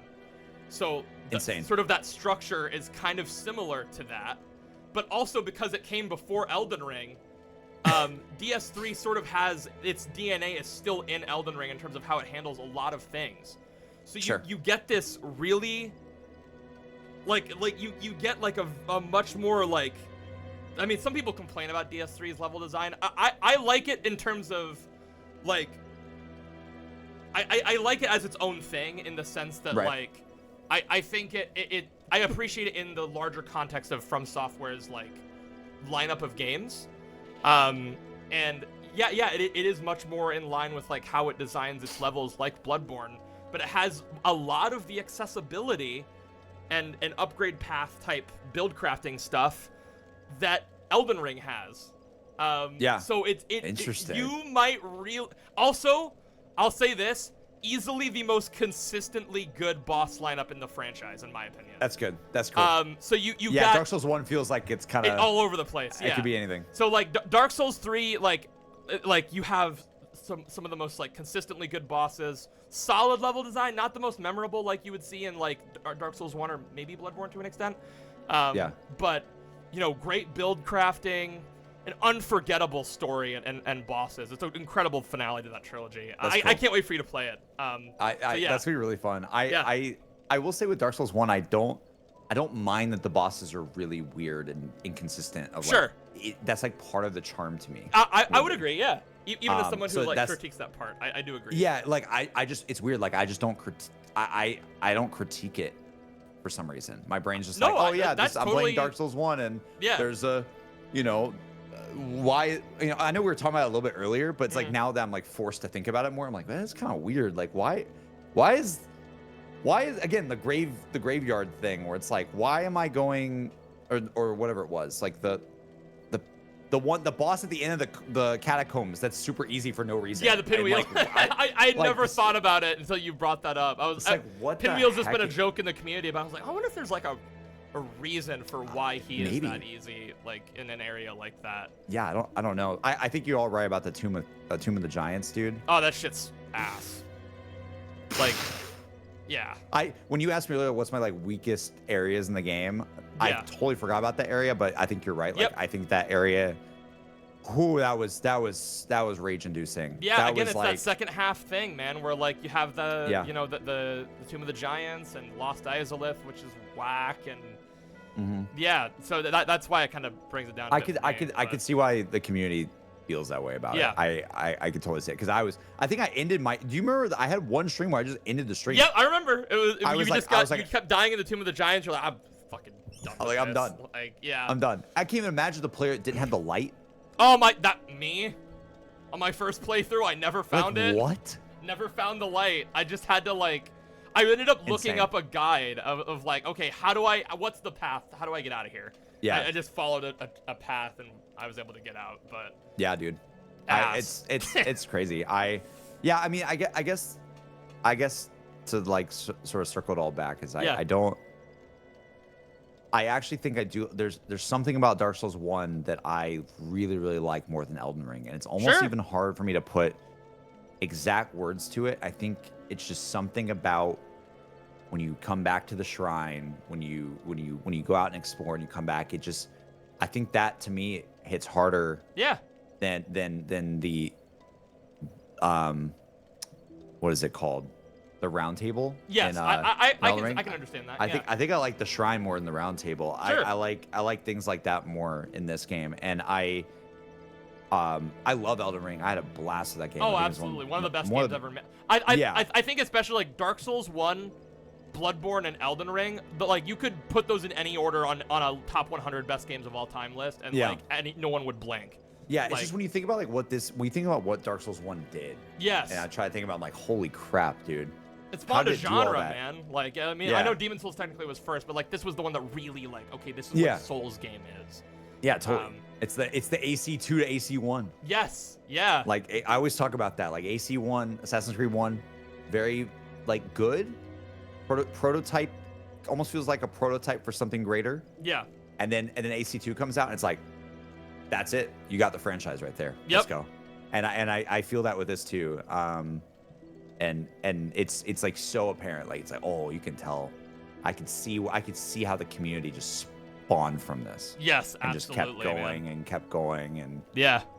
yeah. Oh, did I answer your question? Yes. I I was asking you to rank the games. And, Yeah. yeah. And you said, just to recap, it was Bloodborne, Sekiro, Dark Souls 1, Elden Ring, Demon Souls. I think that's right. Yeah. Yeah. Maybe I'll change it later. Maybe I'll change Yeah. my You know, mind. But let's change. yeah. You know. Yeah. And I will say, one thing I will say, Bloodborne is my absolute favorite. Mhm. But it's absolutely insane that Dark Souls 1, so many years before, has a better healing system than Bloodborne, and I do not understand it. I do now, especially after playing this game. Yeah. I like, when you first play Bloodborne, you're like, oh, this is what they used to do back in the old days. It's like, no. Bloodborne came after Dark Souls 1, and Dark Souls 1 Estus Flask is really good. Yeah, like it's it refills the bonfire. Yeah. It's really like, it makes sense. It's not super grindy. It's not you don't like, have to farm for him a bunch. Yeah. and then the kindling the fires is really cool. Yep. I didn't expect that to be a thing, and I thought that was pretty cool. In a Bloodborne And remaster, I would love to see something like that. And then Bloodborne's Absolutely. like, Yeah, what if you have to go fight the trolls at the beginning of Central Yharnam, like every time you Or do you ever want to want just help? buy a bunch? Yeah, in bulk. It's like, because I think the actual act of healing, and the way healing Yeah. works, in terms of like, oh, it's just a quick shot, and it also like you don't have to upgrade your flasks or anything. It just scales with what your like vigor level is. I love that, but like, yes, I agree. Having to farm or constantly buy them, Dude, it can get really annoying. Absolutely. dude, when you're fighting Orphan, right? And you're like, dude, I just want to like win this fight, and then Gotta you like go run farm out the of pig you run out of again. run out of vials, and I have to go back to. I just remember the two little trolls in Yharnam Yep, the that are like two on the lower. trolls or the pig. I always yeah. keep going there, and I'm like, dude, what are we doing? Why am I doing Yeah, this? it just halts the game, man. It like, does, yeah. it does. So It's the one thing I wish was. yes, I was, completely agree. Different. If Bloodborne got a remaster or a re-release, please, I would love to see like, because you know how you can have like a maximum of like 20 flasks, or sorry, 20 blood vials. Maybe lower it to like a set, like the average in Souls games is like 12 to 15 flasks. Sure. Lower it to like a set 12 to 15, and they just respawn at lanterns. And then how they could do the Elden Ring thing where like if after you kill like a chunk of enemies, it refills some of your flasks. So like you could that if they did that in Bloodborne, perfect. Yeah. Perfect. I'm with you. Yeah. I'm with you. So in terms of my FromSoft ranking, I have Elden Ring at number 1, because I love the world, I love the sense of discovery, the build variety is incredible. I think narratively, I love it about as much as Bloodborne actually, and I didn't originally. So I originally, if you would have asked me before Shadow of the Erdtree, I'd have been like, oh, Bloodborne's easily my favorite story-wise. But I think what Shadow of the Erdtree does to sort of narratively round out thematically what the game is saying. Yeah. Because like each of these games are so thematically driven. Like Bloodborne is very much about like, you know, fear and about like fear of the unknown and, you know, what fear does to people and like how we try to control that. Obviously, I'm not going to say what I think Elden Ring's theme is because you haven't played Shadow of the Erdtree yet. But yeah, sure. The Shadow of the Erdtree's DLC, there's a moment I actually get like teary-eyed because like I think about it and it's like, I'll say this, I think it's very relevant to the world we're in a way. Sure. And I think when I realized what Elden Ring is about, and I'll talk about it in a video one day when I make a video talking about Elden Ring, but it kind of hit for me. I'm like, this is, it all clicked into place, and I'm like, I get what the game is trying to be. Because if you were to ask me before the game, like before the DLC, I'd have been like, I don't know, like it's kind of about a lot of things. I originally I thought, oh, it's a game about power and how we like what power does to people. But then after playing like Shadow of the Erdtree and thinking deeply about what it's saying, I'm like, oh, this goes way deeper than I gave it credit for. So I love that. I also think the open world is incredibly well designed. The music's incredible. The boss fights are amazing. And especially, and I want to give credit to this because as much as we're talking about like level design in Bloodborne and Dark Souls, I think we can probably agree on this potentially. I think the individual levels of Elden Ring, like the legacy dungeons that resemble like a Bloodborne dungeon or something, I think the individual levels are really fucking good. They are. So you sort of have this like this ultimate amalgamation of like Miyazaki's vision for these games, and that's why it's my number 1. I love that game. Number 2 is Bloodborne. I get it. Number 2 is Bloodborne for me. It's very close between Hell Bloodborne and Elden Ring for all the reasons we've already talked about. Narratively, gameplay, it's awesome. Number 3, this is gonna make number 3 and 4 are interchangeable for me. This is gonna make people lose their minds. Number 3, I have Dark Souls 2. What? But that's like the dark horse of the franchise, right? Yep. So that's all I know. That's all I know is people are weird about Dark Souls 2, and I don't know why. And 4 is Dark Souls 3, and they're interchangeable for me. And I'll say this: when I replay Dark Souls 3 eventually, I'm sure I'm gonna be like, okay, you know, maybe Dark Souls 3 is better. But okay, little side tangent. This is short, I promise. But yeah, I played Dark Souls 2 recently because I was playing Kingsfield. And I was playing Shadow Tower Abyss. And I'm playing these games and I'm like, there's something here that I feel like I felt before. So I don't know if you know, but Miyazaki did not direct Dark Souls 2. Yeah, no, I heard you guys say that. So he did not direct yeah. Dark Souls 2.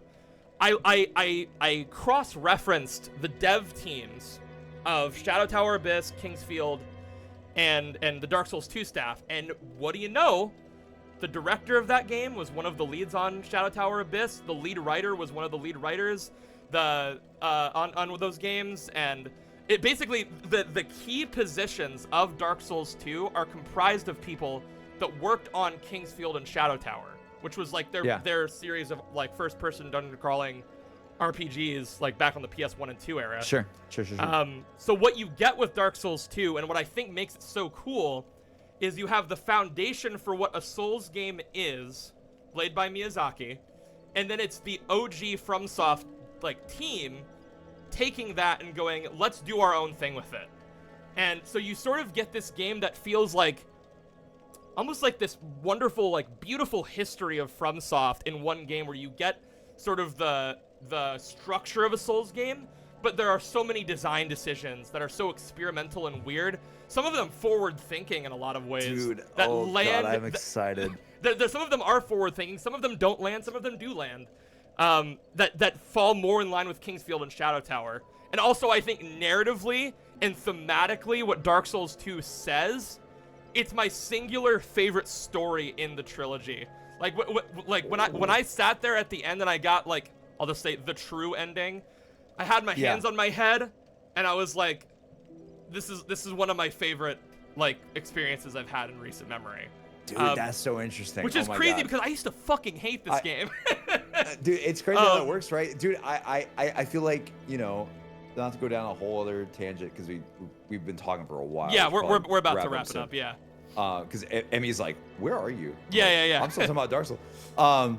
But I would say, you know, what I want, this gets me really excited, because I am someone who I look at Black Ops 4 like that a lot. Yeah. And again, to tie it back to some of the zombies conversations we're having, Black Ops 4 Zombies was a very experimental, very different, and like you said, like maybe even forward thinking at times, where it's like, oh, I see what they were trying to do. Yeah. Like there was a design intent that I see what they were trying to do. Now, did all of it land? Probably not. Yep. But there are some aspects of it where, like, I think Ancient Evil, for instance, is a zombies map that came out in that game. I think it's a top 5 zombies map. Like, I generally think it's like Nine is my favorite map in the series. I love it's insane. There's so many good maps on that game. Mm-hmm. But it's because the game was very experimental that it's very controversial. Yep. But also, it's like the 4th or 5th iteration of that mode at the time, and it's like, dude, like, let them experiment. But absolutely. That's beside the point. Beside the point. I'm just like, I just always think about that. I'm like, we had like a trilogy, more than a trilogy, because counting World at War. Yeah. You had like a lot of games building off each other, and then 4 was like, okay, let's try to do some different stuff here. And yeah, I wonder if it's gonna be like that for me. Where, I'm like, so excited.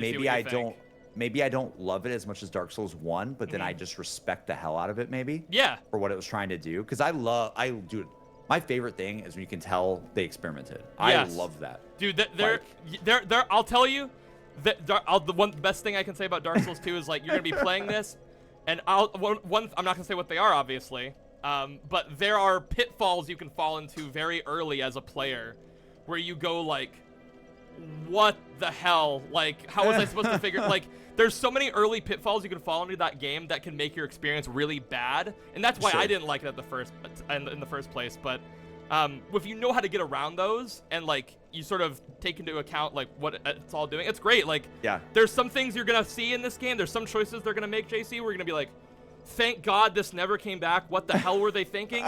And then there's gonna be a couple things where you're like, why isn't this in every other Souls game? Like, it is a really interesting game to look at. I love the vast majority of it. And I love that game to death. Did you ever play you ever play Drakengard 3? No, I have not gotten the chance to. I need to at some point. Do you know about the final boss of Drakengard 3? No, I don't, actually. Okay, then you should find out someday. Okay, all right. Hey, maybe one day I'll play it. That would be hilarious. The final boss of Dragon Guard 3 is one of the most like. It reminds me of what you're saying, where it's like one of those like, why would you do that? Yeah. And it's like, it's almost like it's not even like turning a page and doing something different. It's like no, you just threw the whole book out. Exactly. And here's exactly like another that. book. Yes. And it's like, I don't think that you should do that. Yeah. For the final boss. but okay. So imagine that, but for a whole game. Yeah. Because it really is like it's this team that made Kingsfield and Shadow Tower leading this project and going, let's do our spin on this like structure and concept. Sure. And I think in a lot of ways it lands, especially for me. In a lot of ways it doesn't, you know? I think I think you might like some early Yoko Taro stuff. Oh, because, I gotta get into that stuff. Like man. a lot of those games, and Dragon Guard 3, like the whole game too, is just kind of weird. And it's like, I don't know if this is insanely awesome or if it's weird or like what, like, and it's just weirdly captivating because it's strange. Yeah. I'm actually.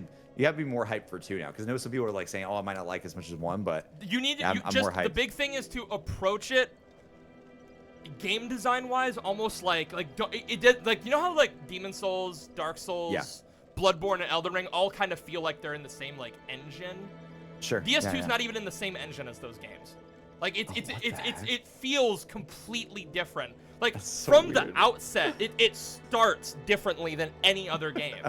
So like as long as you go into it knowing that, okay, this is going to be a very different, very experimental kind of game. Yeah. And you meet it on its own terms, there's a lot to love. There's a lot to not love, but there's a lot to love in it. And that's why for me, at least right now, it's at my number 3. So yeah, number 4, like I said, Dark Souls 3. I think it's an incredible end point for the series, especially, and I'll tell you this when you get to it, but definitely do the DLC final boss as the last thing you do in that game, because this is the game where they added, well, actually, this is the second game in the series where they do, when you beat the final boss, it'll ask you, do you want to go into New Game Plus? And you can say no. So you can do the final boss and then do the DLC, which is, I think, how you should do it, in my opinion. Yeah. And because I think the way that final boss of Dark Souls 3, like, wraps, like, thematically ends that trilogy, I think it's perfect. It's like the perfect ending. Also, he was my favorite boss in the series for the longest time. Yeah. Until, funnily enough, Night Rain came out, and they put a boss in Night Rain that, like, I made a whole video essay on it. And I love it. But number 5 is actually Armored Core 6. Dude did not put Sekiro in this list. No, it's on here. It's on here. Armored Core 6 at number 5. That's crazy. I mean, I haven't played it, so I think the story is incredible. Gameplay is phenomenal. I won't say what it does specifically with its narrative, but there's a certain thing that Armored Core 6 does and how it tells its story that one of your favorite games of all time, I'm not going to say which one, but one of your favorite games of all time does this thing, and I was mind blown because it's the only time I've ever seen it outside of games like that. Interesting. And I think you're really going to love that game when you get to it. Okay. Number 6, funnily enough, I've been playing it. It's an old PS2 dungeon crawler called Shadow Tower Abyss. All you need to know, first-person FromSoft dungeon crawler with fantasy stuff, but also your character is essentially someone who basically falls into a hole and gets isekai'd into a fucking medieval setting. Didn't have the Ring of Abyss, bro. He falls into this hole, and I'm not shitting you. This is a game, I'm not joking, where you, in your equipment screen, you will have like plate armor, a bucket hat, and a rocket launcher with a ring that can cast fireballs. I'm not joking. The heck? It's a fucking hilarious game. It's got some great combat, great level design. It's awesome. I really love it. That's awesome. Number 7 would be Night Rain. Because I love that sort of bite-sized Souls experience. It's exactly what I wanted out of the game. They've been updating it and giving like new remixed bosses and new game modes and stuff. It's awesome. Cool. 8 would be Sekiro. The reason it is this low is because I love the gameplay so much. I love the gameplay so much, but this is not a game where I'm like, oh, I want to replay it like now, because I'm not as into the story. When I do boot up this game, I will say, at least like 3 times a month, I'll boot this game up because they added the ability to refight bosses in this game. Yeah. And I'll refight like Ishin like a few times a month because he's just incredible. Yeah. But I will say, my opinion on Sekiro could change on a New Game Plus playthrough, because a lot of people say, oh, New Game Plus is where like the game really opens up because you have all of the shinobi tools unlocked and you can really get like crazy with how you take down like the encounters. I think I can respect it. I just think that Sekiro is so like well designed from a gameplay standpoint. Yes, that absolutely. I'm just like and I also think if you told me like this is just I'm just talking here. I don't know if this is go true for it. 100%, but it really feels like Sekiro has its claws in this industry. Yes. So it's hard. So, like, it's so like, influential, dude. Absolutely. Yeah, like Souls, the Souls series has absolutely influenced everything so much. But I think Sekiro is, it's like, dude, like, what do you like when we're gonna be talking? We all know we're gonna be talking about Expedition 33 Game Awards this year. Yes. And it's like, what does Expedition 33 really do? It has Sekiro parrying. I mean, the guy was elements. directly inspired by it. Yeah. Yeah. It's like, and all the time, I'm playing Stellar Blade, and I'm like, hey, it's kind of like Sekiro, but like a little bit like easier and a little bit just more vibey, I guess.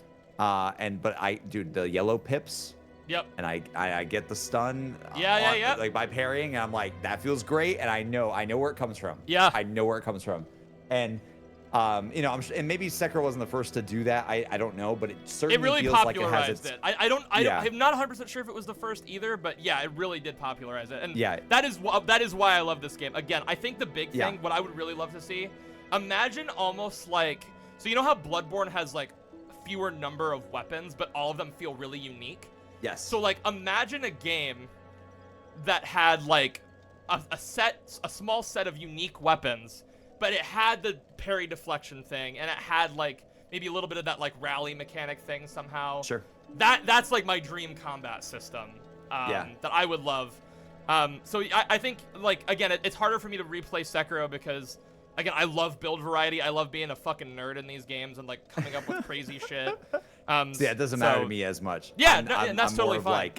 I'm more like I'll find the thing that works and I just stick to it, or the game is telling me play it this way, and that's what I do. Yeah. So. And then 9 and 10 are honestly kind of interchangeable as well. I have Demon Souls and Dark Souls 1 down there. Gotcha. Dark Souls 1 again because like I've just played it so much and that like the cracks really show. But then again, through this conversation and talking about what really makes the game so special, I have sort of fallen back in love with it in a lot of ways. Yeah. Well, to be fair, I haven't played a lot of these other games on the list that you have. Sure. So I don't know if. Like, I might like Armored Core more than any Souls game. I have no idea. I actually think there's a very high chance that it's your second favorite of their entire catalog. That's crazy. I'm not joking. VaatiVidya made like a 5-hour-long lore video of this game as well, and the lore is so good. Also, the plot is very inspired by one of your favorite movies. That's the last hint I'll give you. Okay, interesting. It's also one of my favorites as well. But interesting. Armored Core 6 is fucking unreal, man. So yeah, I have Demon Souls and that's a good list though. Near the bottom. But yeah, I respect it. Last question for you. Okay. And then I'll let you go. We've been here for a while. Yeah, this has we've been great. around the fire for a long time, guys. Yeah. Oh shoot! I've just been sitting here like. the pose, yep. The like Satchel's kindling the fire. I'm just here like. Oh man. That's actually what I feel like. And my little like lamp back here too. Yep. So the last question I have for you, what are your, and we talked about it a little bit, but what are your sort of expectations for going into Dark Souls 2 and 3, honestly, if you want. But let's say Dark Souls 2 since that's the next one. What do you hope to see? Just like, what are some things that you, as like a sequel to Dark Souls, what are some things you'd like to see them like expand upon? Like, what are some like things? What would you want out of a sequel? like without me saying like too much, anything else that I've already said. It's kind of hard because I've like cheated the system by playing the other games, some of the Sure. other games that they've done. Yeah. But I would say, I think I want a little bit more narrative, like Okay. in my face a little bit more. Mhm. As much as I know it's not going to be like that though fully. Yeah. But I would love to, like, I want to get to know the narrative a little bit more because I liked it and I like the lore that I was seeing. It's Mhm. pretty cool. It's got this feeling about it that I really like, but it's not Bloodborne level to me. Yes. And I want to, like, I want more moments like the Sith and Artorias. I want more moments like that where it's like a very clear like thread that I can very much follow, that gets me a little emotional and like I actually like, I think the character I cared the most about in the game was Sif, Yeah. probably. Which we yeah, are always Sif that way and with Artorias, yeah. pets. Like Yep. we're always that way with like animals. Like people humans care more about animals sometimes than they do other humans. So Yeah. it is a thing where it's like, oh, they got me with the puppy thing. They really did. Right. But so I want more of that though. Like I want more like, ooh, that's really cool that this boss had like, and I'm sure there's more of that in Dark Souls 1. That's the one that's like sticking Absolutely. out to me, where it's like I want more to stick out to me like that, where it's like, ooh, the reason why this character, this boss was, looking all sad and protecting that was because of this like crazy lore reason that I find out doing in the DLC, and then the like this thing over here. And honestly, what I would love to, by the way, is I would love to see connections to Dark Souls 1, because there's a lot of other games, or it feels like a lot of the other Souls games that I've played are very much like contained within their world. Like Bloodborne Yes. is its own thing, like Sekiro is its own thing, like all this kind of stuff. And this is the first time that I've really had the opportunity The to only like, see sequel. like, Yeah. like what does that mean? Like, are they gonna pick it up where we left off? How does that work? Is it like a prequel? Is it in the same timeline? Like, I'm so curious what they do with that. Yeah, I'm really excited for you to see how they do it. And I want to see if they like still talk about Gwen, and things like that in the sequel, or talk about like, oh my gosh, who was the one that was like had the tail that I fought? Priscilla. I would like imagine I'm in Dark Souls 2 or 3 and they talk about her. I'd be like, yo, I would love that. I would love hearing more about characters that I heard about in this game and getting them more fleshed out across the other two. Because I've just never had the opportunity to really invest into a trilogy with these types of games. Yeah. So that would be cool. I'm really stoked to see what they do with all that. I'm curious of how they even explain what happened in the ending and how does that connect to the other games. I have no idea what's canon and what's going on. Yep. But the other thing too is, for me, in terms of combat, I think I would like to see improvements, like you said, like again the weapon improvements and things like that. I would very much. I mean, dude, I like how the flask system works a lot, so I don't even need that to be improved like crazy or anything. Maybe just like, could I equip more things? Like, you know how like I could only equip like 2 rings, and also not gonna lie, I got kind of like only into the boat of equipping one thing because the other one was would like, break if you take it off. the other one's like, don't unequip it or you lose it. And I'm like, oh god, I'm just gonna keep this the whole game. I mean, and to be fair, it's the best ring in the game, so you wouldn't really need to take it off. But, but also, yeah. But like, I think I would like a little bit, even if I had like one more slot or something. It'd be cool just to have a little bit more, because it did feel like I didn't have much, like in those slots, and I also didn't really play with like the magic system too much. I really want to play with that more in those games. I might not, but it's something I keep telling myself I want to try, because I always lean towards using a sword, but it would be cool to check them out more. Absolutely. I think from a level design perspective, my guess is it's not going to be exactly the same, just about how everyone talks about Dark Souls 2 and 3. And especially talking about 2 being kind of weird. My guess is it doesn't really work like Dark Souls 1's levels. No. But I'm really curious of what they do, and if I have thoughts about if that was better or if that was like a cool experiment or what, because they have lots Yeah. to live up. Like Dark Souls 1 Yes. level design is so good, and we talked about it at length in this. Yeah. That I don't know. And again, don't tell me exactly, No, but of I don't course know if not. it's gonna be like, hey, we're back and it's like Demon Souls again, and I'd be Yeah. like, wait, that's gonna feel like a regression Mm-hmm. from what I just experienced. Yeah. I don't know. I don't know how it's gonna work. Mm-hmm. But I hope that it's still. I hope that I still. What I would love is to still get the feeling of coming back to the like in this case the shrine. Mm-hmm. I really like that feeling Yeah. a lot, and I would love if there is like Shrine 2, whatever that is. Yeah. I would love if there's some sort of feeling of like I think Bloodborne does the separated thing where like the Hunter's Dream is separated. Yeah. I hope that they keep the like come back to it in the world somehow. Okay. Because I think I just prefer that. Even Elden Ring kind of does the separate thing too. Yeah, with the round table, And you I- just teleport to yeah. it. Yeah. But and that works. There are games where that works totally fine, and Yeah. and I actually prefer that in some games. But there's something about the way that they did it in Dark Souls 1 where I'm like, ooh, I really want to see if they can do that again in some way. Yeah. But they might not be able to, and Yeah. that might be why Dark Souls 1 is. Yeah, I don't know. It's definitely a thing because like when you announced like even just like back then, like when you announced Dark Yeah. Souls 2, I think people really expected, oh, I want more of Dark Souls 1, and then when That's what people only know what they know. yeah, and when obviously I'm not gonna say how different, but you can kind of guess that like it's very different. Sure. But like when they didn't get more of Dark Souls 1 and they got something that was very different, a lot of Yeah. people were like, this isn't what I wanted.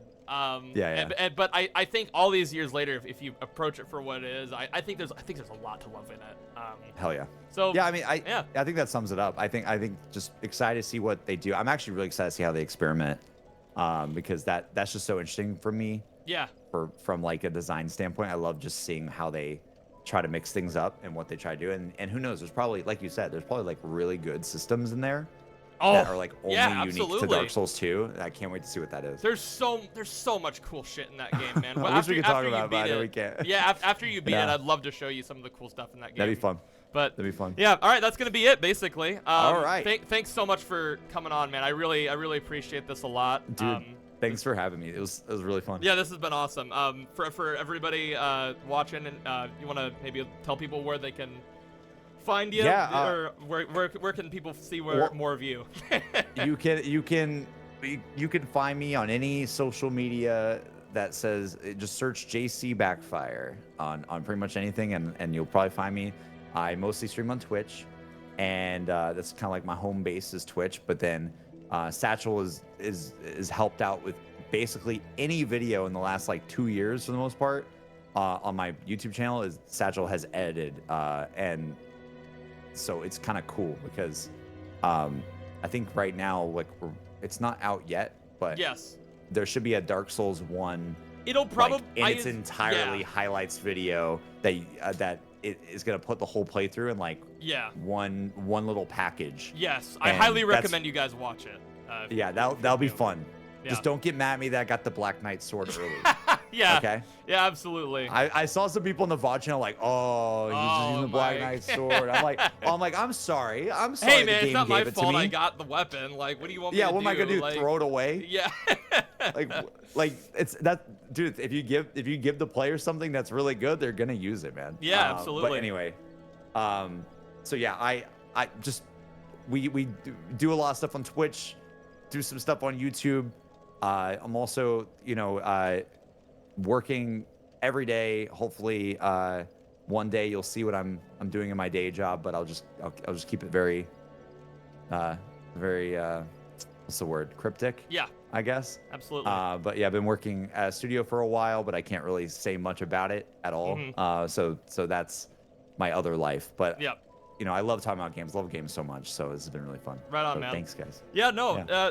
But next week or so, I'll have my Dark Souls 2 thing out. That'll be a Dude, very different nice. style from this. But Heck yeah, yeah. thanks so much for watching, guys. Have a good one. Yeah. Thank you. Bye, guys. Bye-bye.